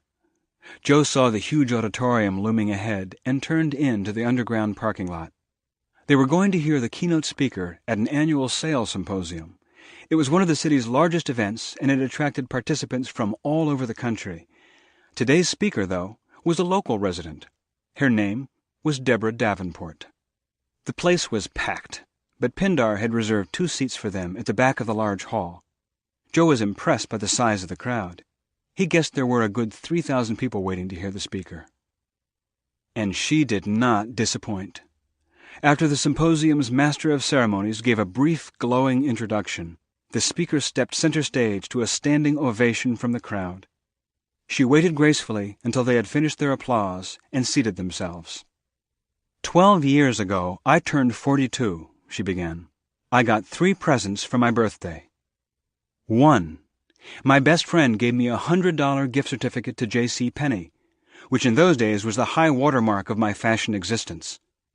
She paused, looked to the right and to the left, then leaned forward toward the audience and struck a confidential just between you and me pose. And by the way, she added, J.C. Penney is still my #1 fashion experience. This was greeted by a round of laughter and applause. She grinned and waved everyone quiet. I mean, why throw your money away on overpriced fashion that'll just be obsolete next year? Am I right? Besides, ladies, she tapped her index finger a few times to her temple. It's what's inside that makes you beautiful, not the wrapping. Another wave of laughter and applause rushed through the place. We're 60 seconds in, and she owns the room, Joe marveled to himself. Deborah Davenport continued. 2. My 3 kids pooled their money and got their mom an all-day, all-expense-paid retreat at a spa downtown. I mean, the expensive kind. All day. And they planned it so they had enough left over to pay the babysitter. In fact, for just a breath, she wavered and seemed about to cry. In fact, they had called her and set it up so she'd be there all day without my finding out ahead of time, which, knowing how nosy their mom can be, was a miracle of administrative genius and first-rate sneakiness. The crowd laughed a warm rustle of appreciation. 3. My husband gave me the most surprising gift of all. He gave me the wake-up call of a lifetime when he walked out the door and never came back. Joe felt the room take a breath and hold it. It took me 1 full year to unwrap, open, understand, and use that gift. She looked around, and Joe saw that she was meeting the eyes of individual after individual, not only in the first few rows, but throughout the crowded auditorium. Today, I want to share that gift with every one of you. For the next 15 minutes, the speaker took them through her story. At 42, suddenly single and with 3 kids to feed, Deborah had never spent a day in the mainstream workforce. As a full-time mother, wife, and manager of a busy household, she had juggled dozens of skills and worked grueling hours, but as she quickly learned, none of what she'd spent the last 20-odd years doing was considered marketable. Everywhere I applied, she told the audience, I was overage and underqualified. After her husband left town, she spent the next few months pursuing a real estate license. Deborah was a quick study and passed the exam on her first try. The following 8 or 9 months were busy with learning and trying to follow all the advice and teaching of those in her firm. They taught me every kind of sales methodology and closing technique ever invented. I learned the direct close, the deal concession close, the time-driven close, and the trial offer close. They taught me the compliment close and the embarrassment close, the best time to buy close and the never the best time to buy close, the courtship close and the shame close. I learned every close from A to Z. She paused, looked around, then deadpanned. "Oh, you don't believe me?" A ripple of laughter went through the first few rows. Joe guessed there were some Deborah Davenport fans who already knew whatever riff might be coming next. "Well, let's see," she began, then started counting them on her fingers. There was the assumptive close, the bonus close, the concession close, the distraction close, the emotion close, the future close. The people in the first row began to clap in rhythm, one clap to each new letter of the alphabet. The Golden Bridge close, the humor close, the IQ close, the Jersey City close. And now the whole audience joined in, marking each beat with a loud clap. The kill clause close, the leveraged asset close, the money's not everything close, the now or never close, the ownership close, the puppy dog close, the quality close, the reversal close, the standing room only close, the takeaway close, the underpriced value close, the vanity close, the window of opportunity close. And she took a big breath. The Xaviera Hollander close, Yaga Sisterhood close, and Zsa Zsa Gabor close. Honey, I learned how to close. The rhythmic clapping dissolved into a huge round of applause as everyone laughed and cheered at her bravura performance. She held her hands up, eyes twinkling, until the laughter and clapping died down. And let me tell you what happened. At the end of a year, I had not sold one single solitary property. And I hated it. Every single desperate, failing minute of it. The hall was silent. That Thursday, I turned 43. For this birthday, my best friend bought me a ticket to a sales symposium. Tell you the truth, I didn't want to go. But she was my best friend. She smiled. Still is, by the way. And she beamed down at the front row, where Joe guessed the woman in question was seated. So what could I do? She's awfully persuasive. Laughter from a cluster of women in front confirmed Joe's guess. I went to the symposium. She looked around, as if suddenly recognizing where she was for the first time. Actually, it was this symposium. Matter of fact, I sat right where you all are sitting right now, on a Thursday afternoon in September, just like this one. That year, the keynote speaker was a man I'd never heard of before. He talked about the importance of adding value to what you sell. Whatever it is you sell, he told us, even if it's a mundane commodity that everyone else is selling too, whether it's real estate, insurance, or hot dogs. And with a chill, Joe realized that Ms. Davenport was talking about the man sitting next to him. Whatever it is, he said, you can excel by adding value. If you need money, he said, add value. And if you need a lot of money, add a lot of value. Now, people in the audience laughed when he said that, but I didn't see anything funny. I was sitting way in the back, feeling just awful about my life. Somehow I got up the courage to raise my hand. His eyes lit right on me, and he said, "Yes, the woman in back." And I stood up and said, "What if you need a lot of money fast?" He nodded, smiled, and said, "Then find a way to add a lot of value fast." The audience responded with a quiet ripple of laughter. Ladies and gentlemen, let me tell you, I thought about what he said all that weekend. I thought about it hard. What value could I possibly add to a real estate listing by a failed broker in a buyer's market? Sunday evening, it came to me. What could I possibly add? Nothing. There was not one single solitary shred or ounce of value I could think of that insignificant little Deborah Davenport could add. After a year of trying, I'd proven I had no professional value whatsoever. What I had to offer these clients was nothing. That Sunday evening, I made up my mind. It was time to quit. She paused. She paused again, took a breath to steady her emotion. She tapped her finger on her temple again and looked out at the group. You understand what was going on in here? When my husband walked out that door, my self-esteem got up and walked out with him. Joe noticed hundreds of heads nodding. She was touching a powerful chord. My husband had seen me more as a liability than as an asset. The job market had agreed with him, and obviously so did the world of real estate. Who was I to argue the point? Joe glanced around and noticed quite a few damp pairs of eyes. What mysterious power did this woman hold over them? Deborah Davenport gave a slow, sad shake of her head. A year later, and I still hadn't unwrapped my birthday gift. She took a sharp breath and let it out again, as if to shake off the mood. So I went in the next morning ready to clean out my desk. I had one last appointment that I couldn't weasel out of, so, purely out of obligation, I met the prospect and drove her to see the house. It's already over, I told myself, so what the heck? I just let myself have a good time with her. I let go of all the techniques. I didn't even bring spec sheets in the house. She clucked disapprovingly.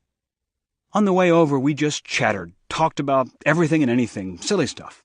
I couldn't tell you for sure whether I even told her the asking price. It was the most unprofessional, sloppy, irresponsible, disgraceful sales presentation in the history of real estate. She held up both hands in an attitude of exasperation, as if to say, "What a ditz, huh?" And, of course, she bought the house. It took a full minute for the applause to die down enough for her to go on with her story. I learned something that day. When I said that my life as a mom, wife, and household manager left me with nothing the marketplace wanted, I was wrong. There was something else I'd learned over those years, and that was how to be a friend, how to care, how to make people feel good about themselves. And that, my friends, is something the marketplace wants very much, always has, always will. The speaker at that symposium had said, "Add value." I had nothing to add but myself. And apparently, that was exactly what had been missing. She paused and took a deep breath, giving her feelings a moment to settle. "I've sold a few more homes since then," she began, and an appreciative wave of laughter went through the audience. Everyone present knew Deborah Davenport's sales record. "A few more homes" was probably the understatement of the decade. Later I met the husband of the woman I sold that first house to, and he connected me to some friends who were getting involved in commercial real estate. I'd said I would never do that. Wrong again. Deborah Davenport's comment, "and he connected me to some friends," touched a loose thread in Joe's mind, something he'd meant to ask a few days earlier but had forgotten about until now. He leaned over to Pindar and whispered, "The connector?" Pindar smiled and nodded. "Aha!" thought Joe. So it was Deborah Davenport who sold Ernesto, the enterprising cafe owner, his multi-million-dollar commercial properties. When would he get to meet this connector character? "And I've had the honor of being named this city's top realtor in both residential and commercial markets." Joe's mind was still buzzing. If it was this connector who had linked up Ernesto Iafrate and Deborah Davenport and had helped arrange the financing for Nicole Martin's fledgling software business, he leaned over again and whispered, "Who are we going to meet tomorrow?" Pindar whispered, "Ah, the Friday guest." He nodded to himself. "The Friday guest is a surprise." "It's the connector, isn't it?" Joe asked. "I'm finally going to meet the connector." Pindar just smiled and wouldn't say another word. "And in the past few years," Deborah Davenport was saying, "I've crisscrossed the country speaking to groups just like this group today. And I tell every one of them the same thing. I'm here because I have the awesome responsibility and honor of selling you something far more valuable than a house. What I'm here to sell you on is you. People, remember this. No matter what your training, no matter what your skills, no matter what area you're in, you are your most important commodity. The most valuable gift you have to offer is you. Reaching any goal you set takes 10% specific knowledge or technical skills, 10% max. The other 90+% is people skills. And what's the foundation of all people skills? Liking people, caring about people, being a good listener? Those are all helpful, but they are not the core of it. The core of it is who you are. It starts with you.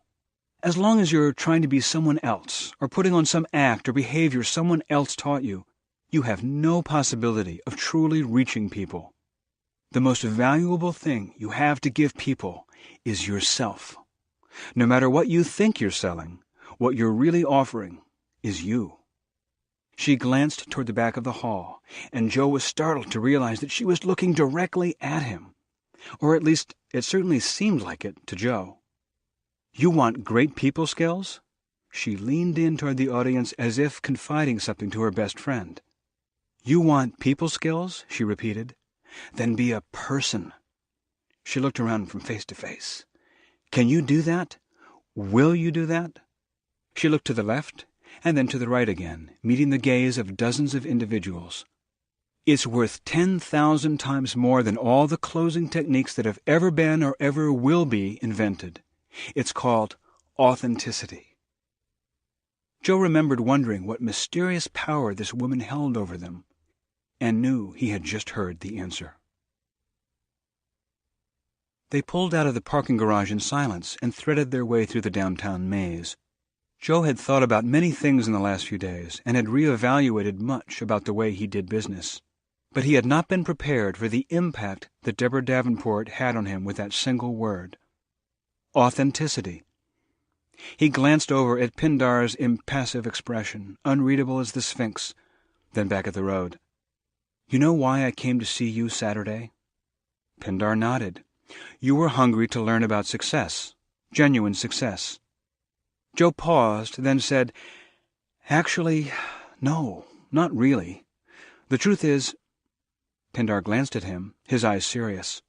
"Go on." Joe took a breath. "I came to see you because I wanted to impress you. I wanted to gain your trust. And I was planning actually, to persuade you to help me put this deal together. This deal I'm working on. To bring your money and connections and, you know." Joe's voice dropped to an almost inaudible confession. "Your clout." There it was. He'd said it, and now it was out in the open. His reason for coming to see the man in the first place. The BK account. Clout and leverage. Joe had never seen Pindar angry. He certainly didn't want to see it now. Nevertheless, he took another breath, then forced himself to turn back and look his mentor in the eye. "It was a stupid reason," Joe said. Pindar spoke softly. "No, not stupid. It's where you were, that's all. Besides, that wasn't the reason you came to see me.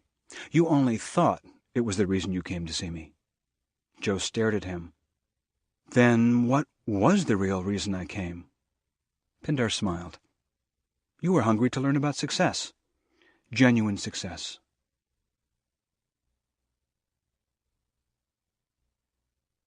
The fourth law, the law of authenticity. The most valuable gift you have to offer is yourself.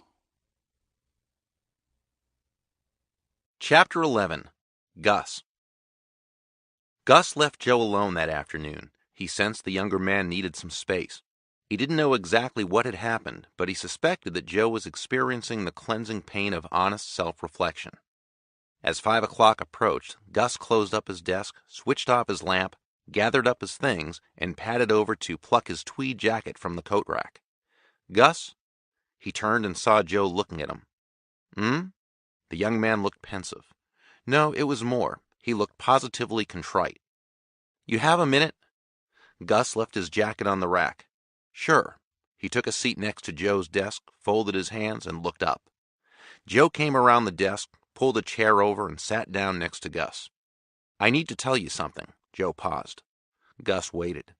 "You've been good to me ever since I first got here, and I've always thought of you as, well, a little naive, old-fashioned, you know?" Gus nodded. "I never believed the rumors about you," said Joe. "I mean the ones about them just keeping you on out of loyalty. And I never believed the other rumors either, the ones about how successful you've been. But that part's true, isn't it? These 5 laws, all Pindar stuff about giving, you know all this stuff, don't you?" Gus regarded Joe for a moment before answering. "I have been very fortunate in my career," he began.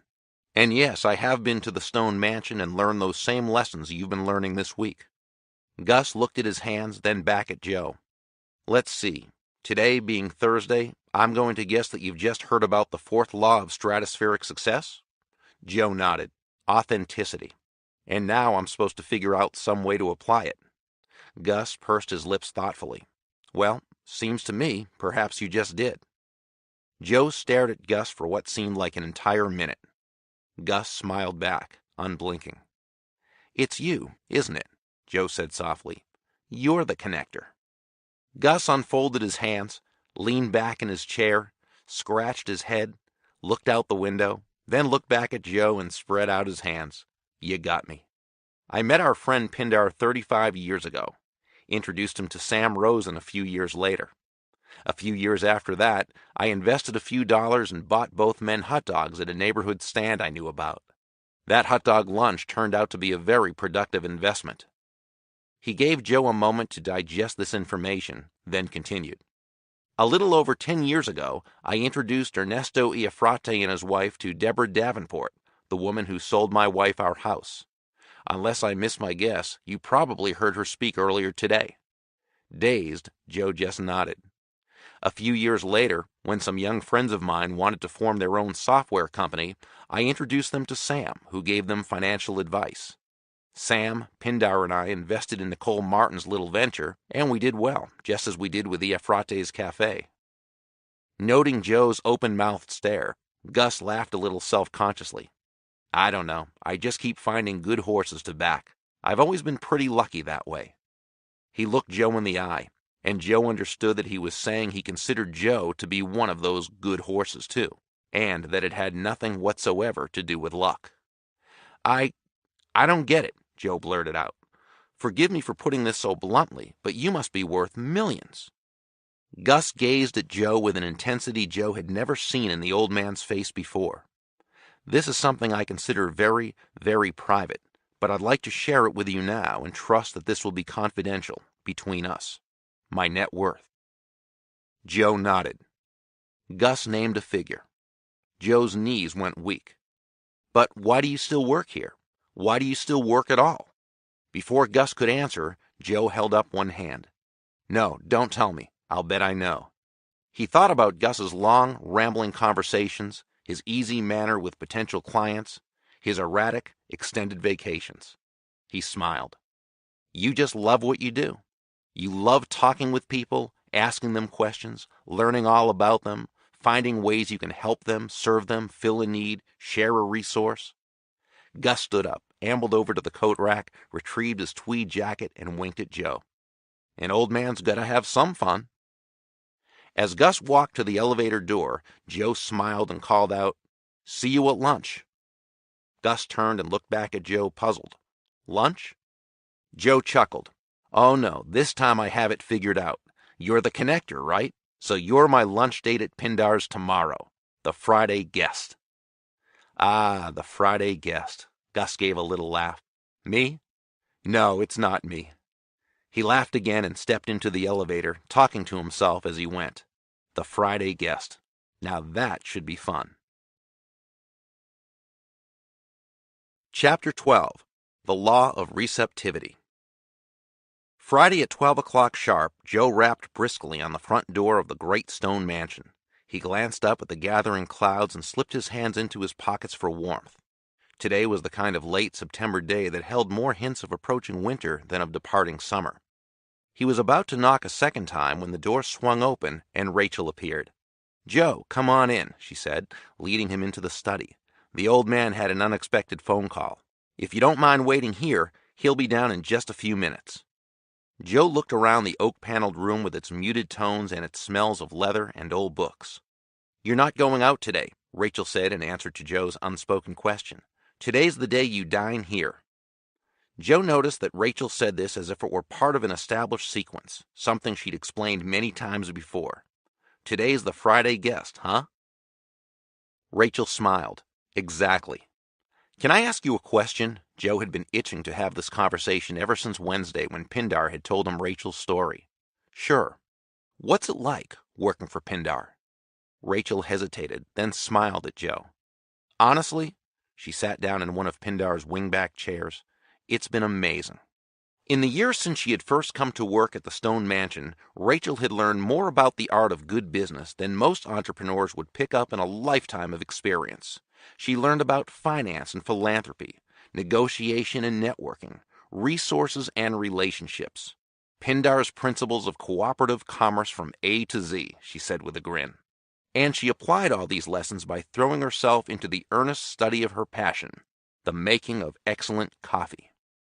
Starting with a long conversation at Ernesto's cafe, Rachel had explored the world of restaurant supply, carefully researching the most reliable supply lines to all the best equipment, such as commercial-scale roasters and grinders.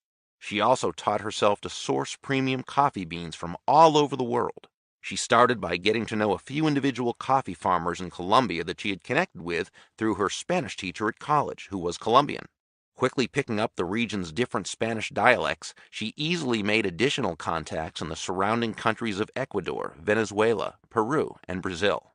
Soon she widened her network to other continents as well, establishing friendships with growers in Sumatra, Indonesia, Kenya, Yemen. "Do you know how many coffee-producing countries there are on our little planet?" she asked. Joe thought for a moment. 20? More than 3 dozen. And over the last 12 months, I've developed personal relationships with coffee growers in every single one of them. Joe was stunned. With this extraordinary network, Rachel could bypass the brokers and middlemen and tap a worldwide supply of the highest quality coffee at exceptionally low prices. And then there were all the people she'd served coffee to in Pindar's living room over the last 12 months, which brought her contacts with first-class expertise in every aspect of business, from import-export to international financing to management and human resources. In fact, if she wanted to, Rachel could probably walk out of the house and within 48 hours lay the groundwork for a global gourmet coffee empire. "Oh my gosh," Joe blurted out. "Of course." He slapped himself on the forehead and laughed. Of course what? A big smile crept over Joe's face. He leaned back in his chair and pointed at Rachel. "Of course. You." "Me," said Rachel. You've been here all week, so it never occurred to me, and it was right in front of my nose the whole time." Rachel arched her eyebrows. "Yes?" Now Joe pointed at Rachel with the index fingers of both hands like a pair of pistols. "You're the Friday guest. Admit it." Rachel sighed and held up her hands as if to say, "I give up, you win." "Good guess." Joe beamed. But no dice. Joe's smile faded. Rachel cocked her head, listening. Ah, his phone call's over. She got to her feet. "When you're ready, can you find your way to the terrace? He said you two will sit out and eat lunch while you wait for the Friday guest to arrive." She smiled at the look of consternation on Joe's face and quietly withdrew. Joe slowly shook his head, then got up out of the comfortable chair and headed out to the terrace to join his mentor and await the Friday guest, whoever that might turn out to be. "So, what do you think about all this?" For the past 20 minutes, the two of them had enjoyed the most wonderful lunch of cold cuts, fresh breads, and an array of pickles, olives, relishes, and the like.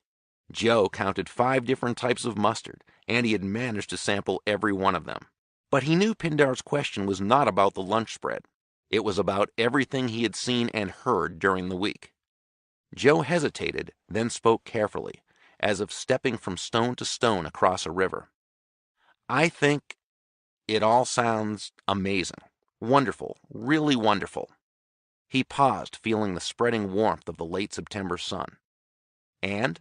prompted Pindar. "And I'm just not—" Joe took a big breath and then let it out, unable to finish the thought. "Let me see if I can help here," said Pindar. "When you were young, what did you learn about giving?" Joe frowned in concentration. Pindar interrupted his train of thought before it had even gotten started. "Don't think about it, Joe. Don't try to remember. Just tell me, when I say giving, what's the first thing that leaps to mind?" "It is better to give than to receive." "Exactly. It's better to give than to receive, right? If you're a good person, that's what you do. You give. Good people give and don't think of receiving. But you think about receiving all the time. You can't help it. Which means you're probably not really a very good person. So why bother trying? All this giving stuff sounds great. For some people. For people like me, maybe, or Nicole, or Ernesto. But not for you. It's just not who you are." There was a moment of silence. "Is that how it is?" Joe sighed. "Something like that," he admitted. Pindar turned and looked out at the city stretching off to the west. He seemed pensive, almost sad. He continued looking into the distance as he resumed speaking. "I want you to try something for me. I'm going to count to 30, and while I count, I want you to slowly exhale. That's all. Just exhale and don't stop. Take a good breath in first so you have plenty of air, okay? Now, breathe in and go. and as Pindar began counting, Joe began to slowly let his breath out. By the time Pindar had reached 9, Joe was hunching forward and turning a bit pale. At 12, he straightened up and abruptly drew in a big gasping breath. Pindar glanced at Joe. Couldn't get to 30? Joe shook his head. What would you think if I told you it has been medically proven that it's healthier for you to exhale than to inhale? Would that make a difference? Puzzled, Joe shook his head again. No, of course not. You can't just go on exhaling forever, no matter what argument anyone gives you. What if I told you that it's better for your heart to relax than to contract, to just keep opening up without squeezing down again? Would you give it a try? This time he didn't even wait for an answer. It's ridiculous, right? Of course it is. And so is that bit of traditional wisdom nonsense that you and I and everyone else had drummed into us. It's not better to give than to receive. It's insane to try to give and not receive. Trying not to receive is not only foolish, it's arrogant. When someone gives you a gift, what gives you the right to refuse it, to deny their right to give? Receiving is the natural result of giving.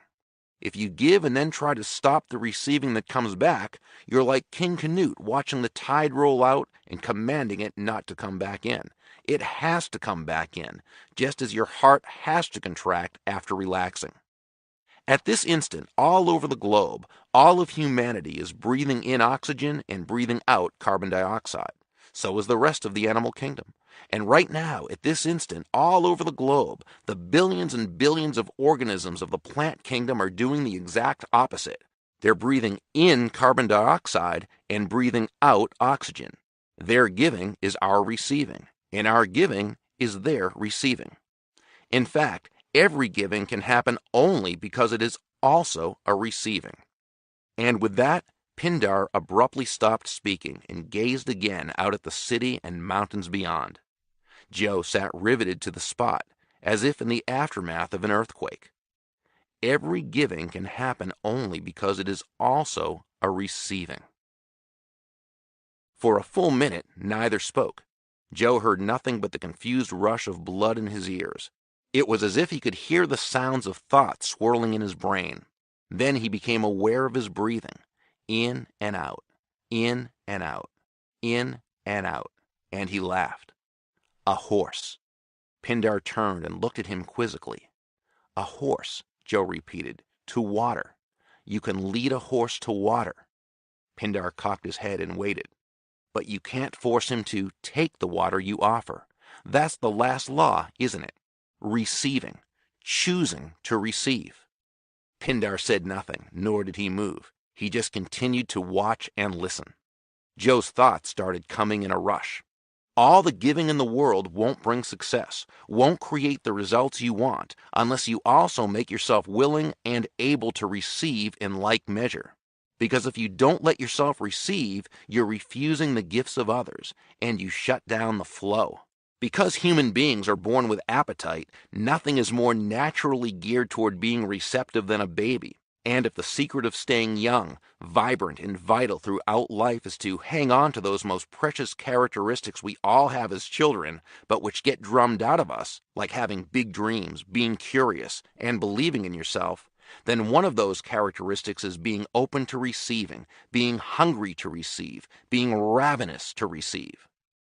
And now Joe's eyes were shining, as were Pindar's, watching him. In fact, all those things I just mentioned, having big dreams and being curious and believing in ourselves, those are all aspects of being receptive. They're all the same thing as being receptive. Being open to receive is like...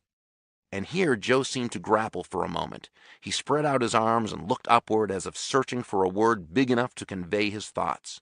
It's like everything. Joe stopped. Pindar beamed at him for a moment, then spoke. The world certainly was designed with a sense of humor, wasn't it?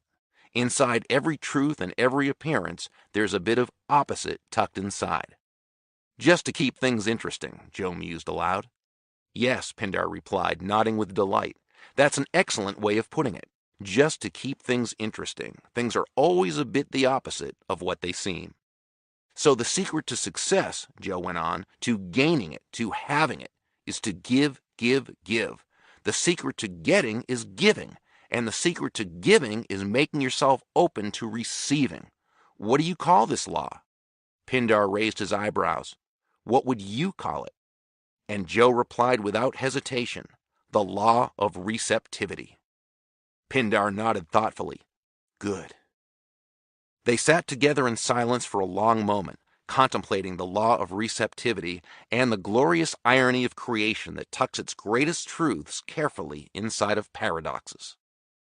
Joe had a sudden thought that nearly made him jump. My lunch hour's nearly over. Who are we supposed to see today? Pindar looked over at him. Who are we supposed to see? You know, who was supposed to reveal the last law? The Friday guest. Pindar smiled. Ah, the Friday guest. That would be you, my friend. And he paused and said again, that would be you. The fifth law, the law of receptivity. The key to effective giving is to stay open to receiving. Chapter 13. Full Circle. That afternoon, the mood was somber on the 7th floor of the Classen Hill Trust Corporation. Third quarter was coming to an end, and all Joe's colleagues were doing the same thing he was. They were trying to conjure some last-minute miracles to bring in just a little more business. Or in Joe's case, a lot more business. But that business had not arrived. Carl Kellerman had called to confirm the bad news. Neil Hansen had indeed been awarded the fat contract Joe called the Big Kahuna, and Joe had not. Joe sat at his desk, gazing thoughtfully at his empty coffee cup, while his co-workers began pulling on their coats and snapping their briefcases shut. It was already after 5. Whatever else they might accomplish would have to wait for October and fourth quarter business. You want to come in off that ledge and talk about it before you jump? Joe looked up to find Gus peering at him from his open office door. Joe gave a half-hearted laugh and motioned for his friend to join him. Gus took a chair by Joe's desk while Joe fiddled with a pencil. Well, Gus, I just lost the account of my career and blew my third quarter numbers. I'm not even sure what'll happen to me now. And the really weird thing about it is... While Gus listened, he pulled his meerschaum from a vest pocket and poked at it. The weird thing is, of course I feel bad, but not as bad as I should. I mean, I never actually tried to get Pindar's help on this. I never even brought his name up to Carl Kellerman. I suppose I screwed up big time, but if I had to do it over, I think I'd do the same thing, you know? He looked up at the clock on the wall. Exactly 1 week ago, right at this moment, I was asking you for Pindar's phone number. And now, he sighed. Patience, I guess. Gus pulled a small silver lighter from his pocket, put the meerschaum between his teeth, ignited the lighter with a soft snick, and held the flame to the pipe's hard white clay bowl. He puffed a few times until the pipe was well lit, then leaned back. The man was actually smoking a pipe, right here in the office. Gus winked at him. Just a few puffs. He drew on the pipe, then held it away, peered into the bowl, and poked at it with his forefinger. You can't measure your success by whether or not you get the account. That's not the point. No? What is the point then, Gus? Gus took another puff, blew 3 perfect smoke rings, and watched them fade away, then knocked the pipe's contents out into Joe's trash can. The point is not what you do, not what you accomplish. It's who you are.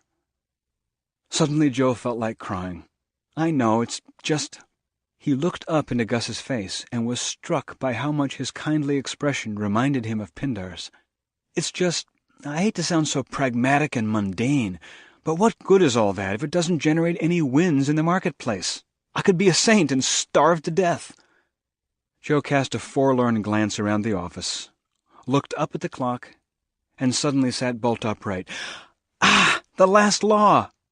Gus raised his eyebrows. I'm supposed to apply the law of receptivity. The key to giving is being open to receive. But how am I supposed to do that? How do you go about being actively open to receive? 'Cause I'll tell you, Gus, I am already open to receive, honestly. I mean, I am really, really open. He sighed and hunched back in his chair. At least I thought I was. but it looks like the only thing I'm receiving is the short end of the stick." Gus leaned over and put his hand on Joe's shoulder. "Don't worry, Joe." He stood up. "Worrying about it does no one any good. You've had a long week. Go home to your wife. I'll stay and close up." Something in Gus's manner made Joe's shoulders relax, and he felt his bleak mood dissipate slightly. He gave his older colleague a wan, tired smile. "Thanks, Gus. But you go ahead. I'll get it." Gus shook his head and went to get his coat. "You're a different person than you were a week ago, Joe. You know that?"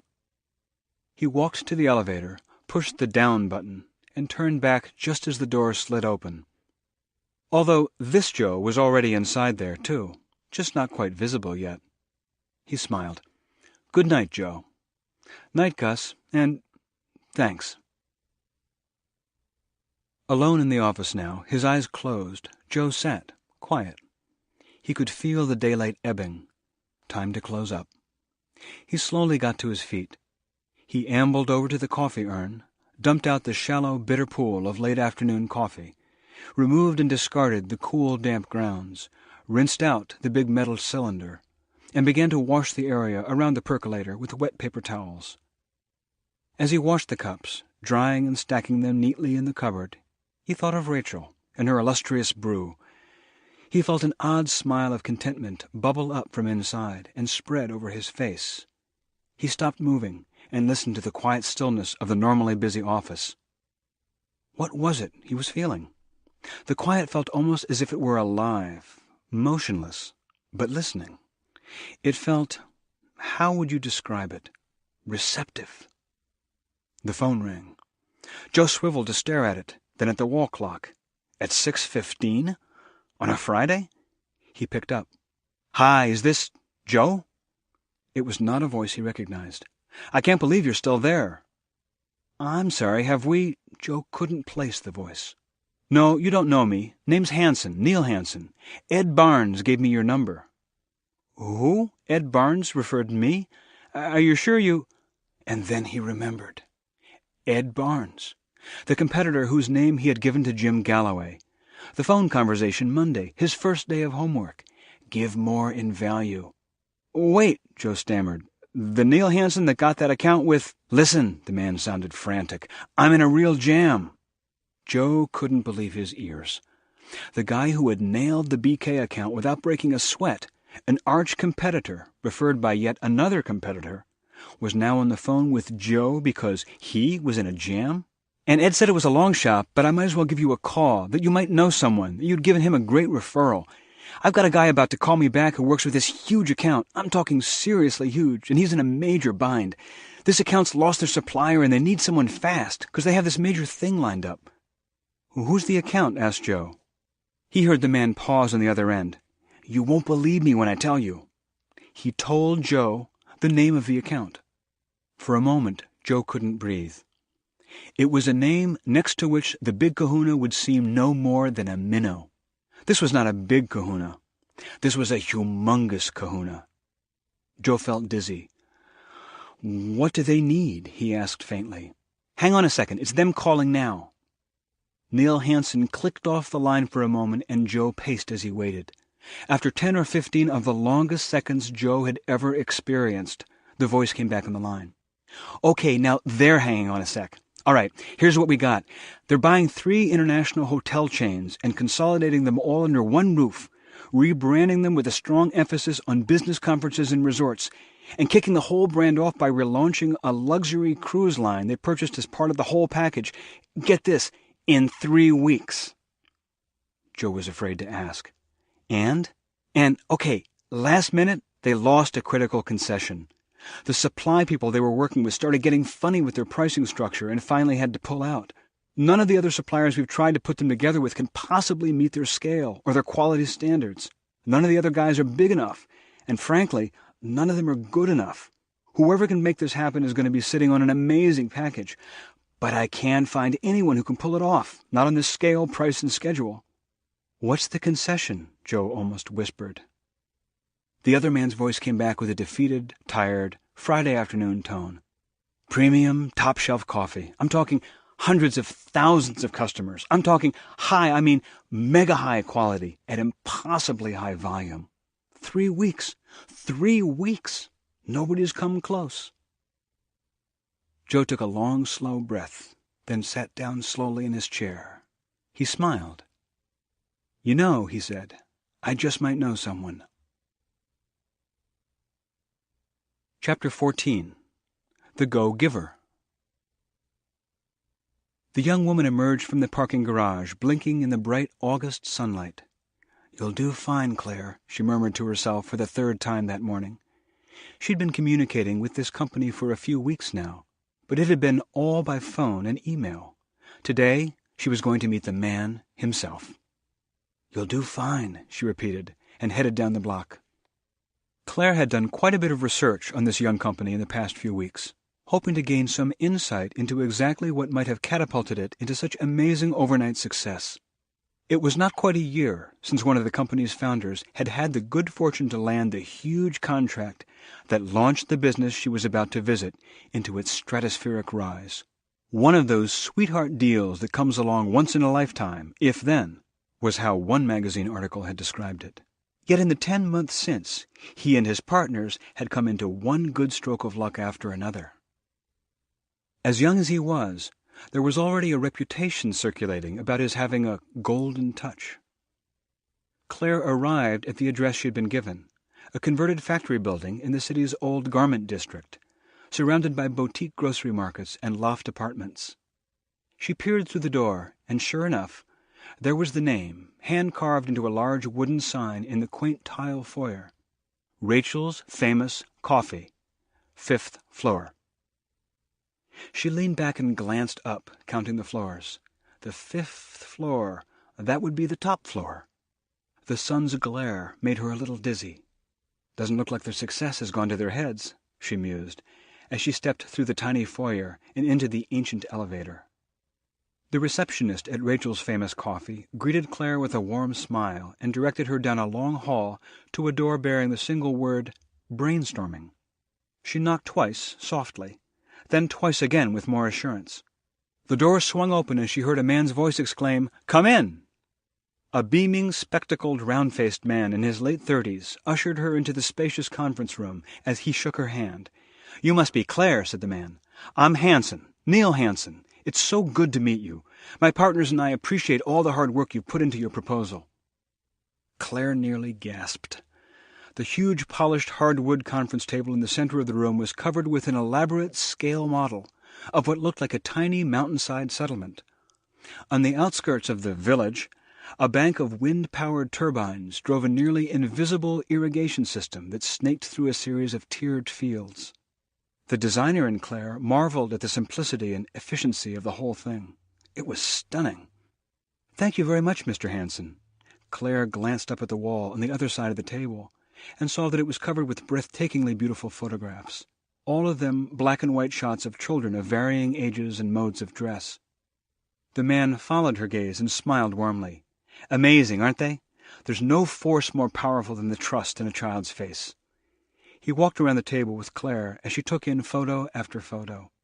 "Many of them are the children of our partners in the different regions where we do business. Rachel took all these herself on her last trip," he added. "She'd be here to meet you, too, but she's out of the country right now, back in Central America, nailing down some key connections for a big project we're launching later in the fall.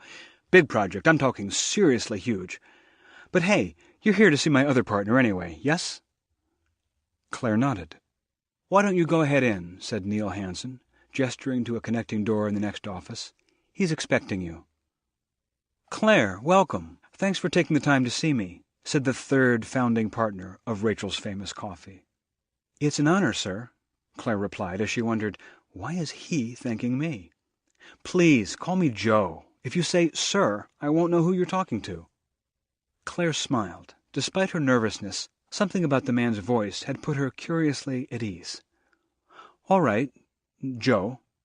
"Thank you," said Joe. He showed her to a chair, then took a seat himself. "Claire, I want you to know that we all genuinely appreciated your proposal. It's obvious you put a great deal into it." He paused briefly. "I need to let you know," he continued, "that we've decided to give the fall marketing campaign to your competition."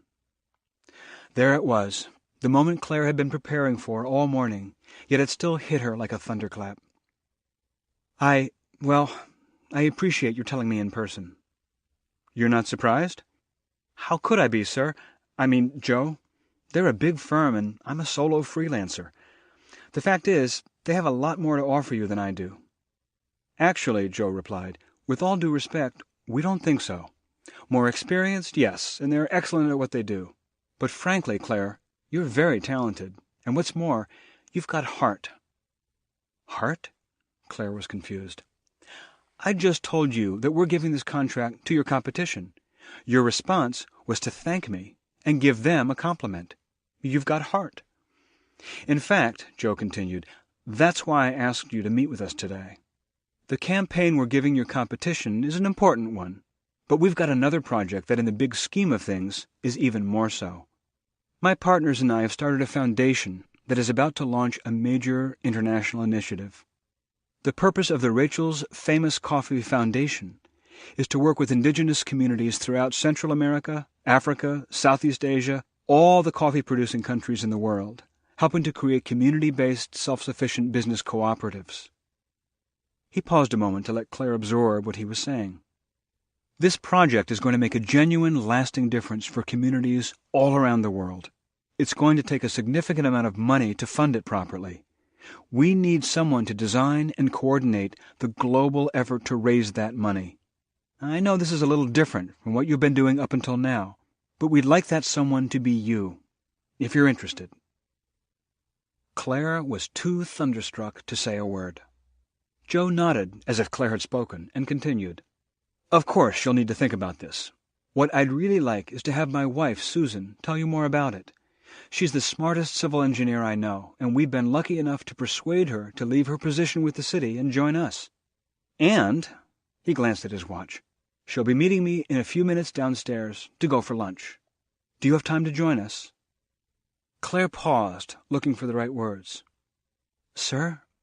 Joe? Joe said nothing, but gave a gentle nod as if to say, Go on. How do you do all this? Joe looked slightly puzzled. Do all what? How do you create these amazing situations? It's not even a year since you and your partner started this whole thing. Most people would still be struggling just to get a new business off the ground, and you're already launching massive projects and having a worldwide impact. I guess what I'm saying is, I'm very flattered by your offer, and I'm certainly interested in learning more about the project. Very interested. But what I'm most interested in learning is how you do what you do. It's got to be more than just being lucky or in the right place at the right time.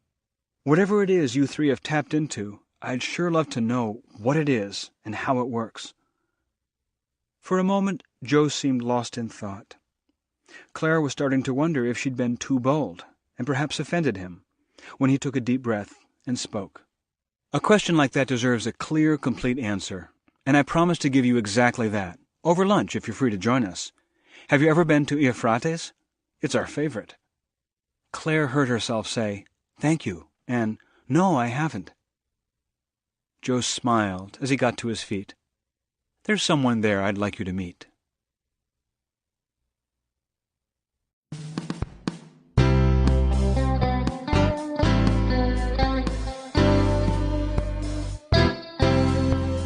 Find out how you can be part of the Go-Giver phenomenon by visiting www.thegogiver.com. That's www.thegogiver.com.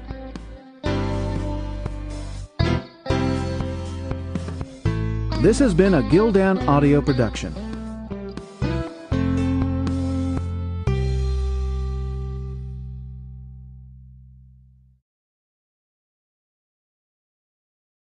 Audible hopes you have enjoyed this program.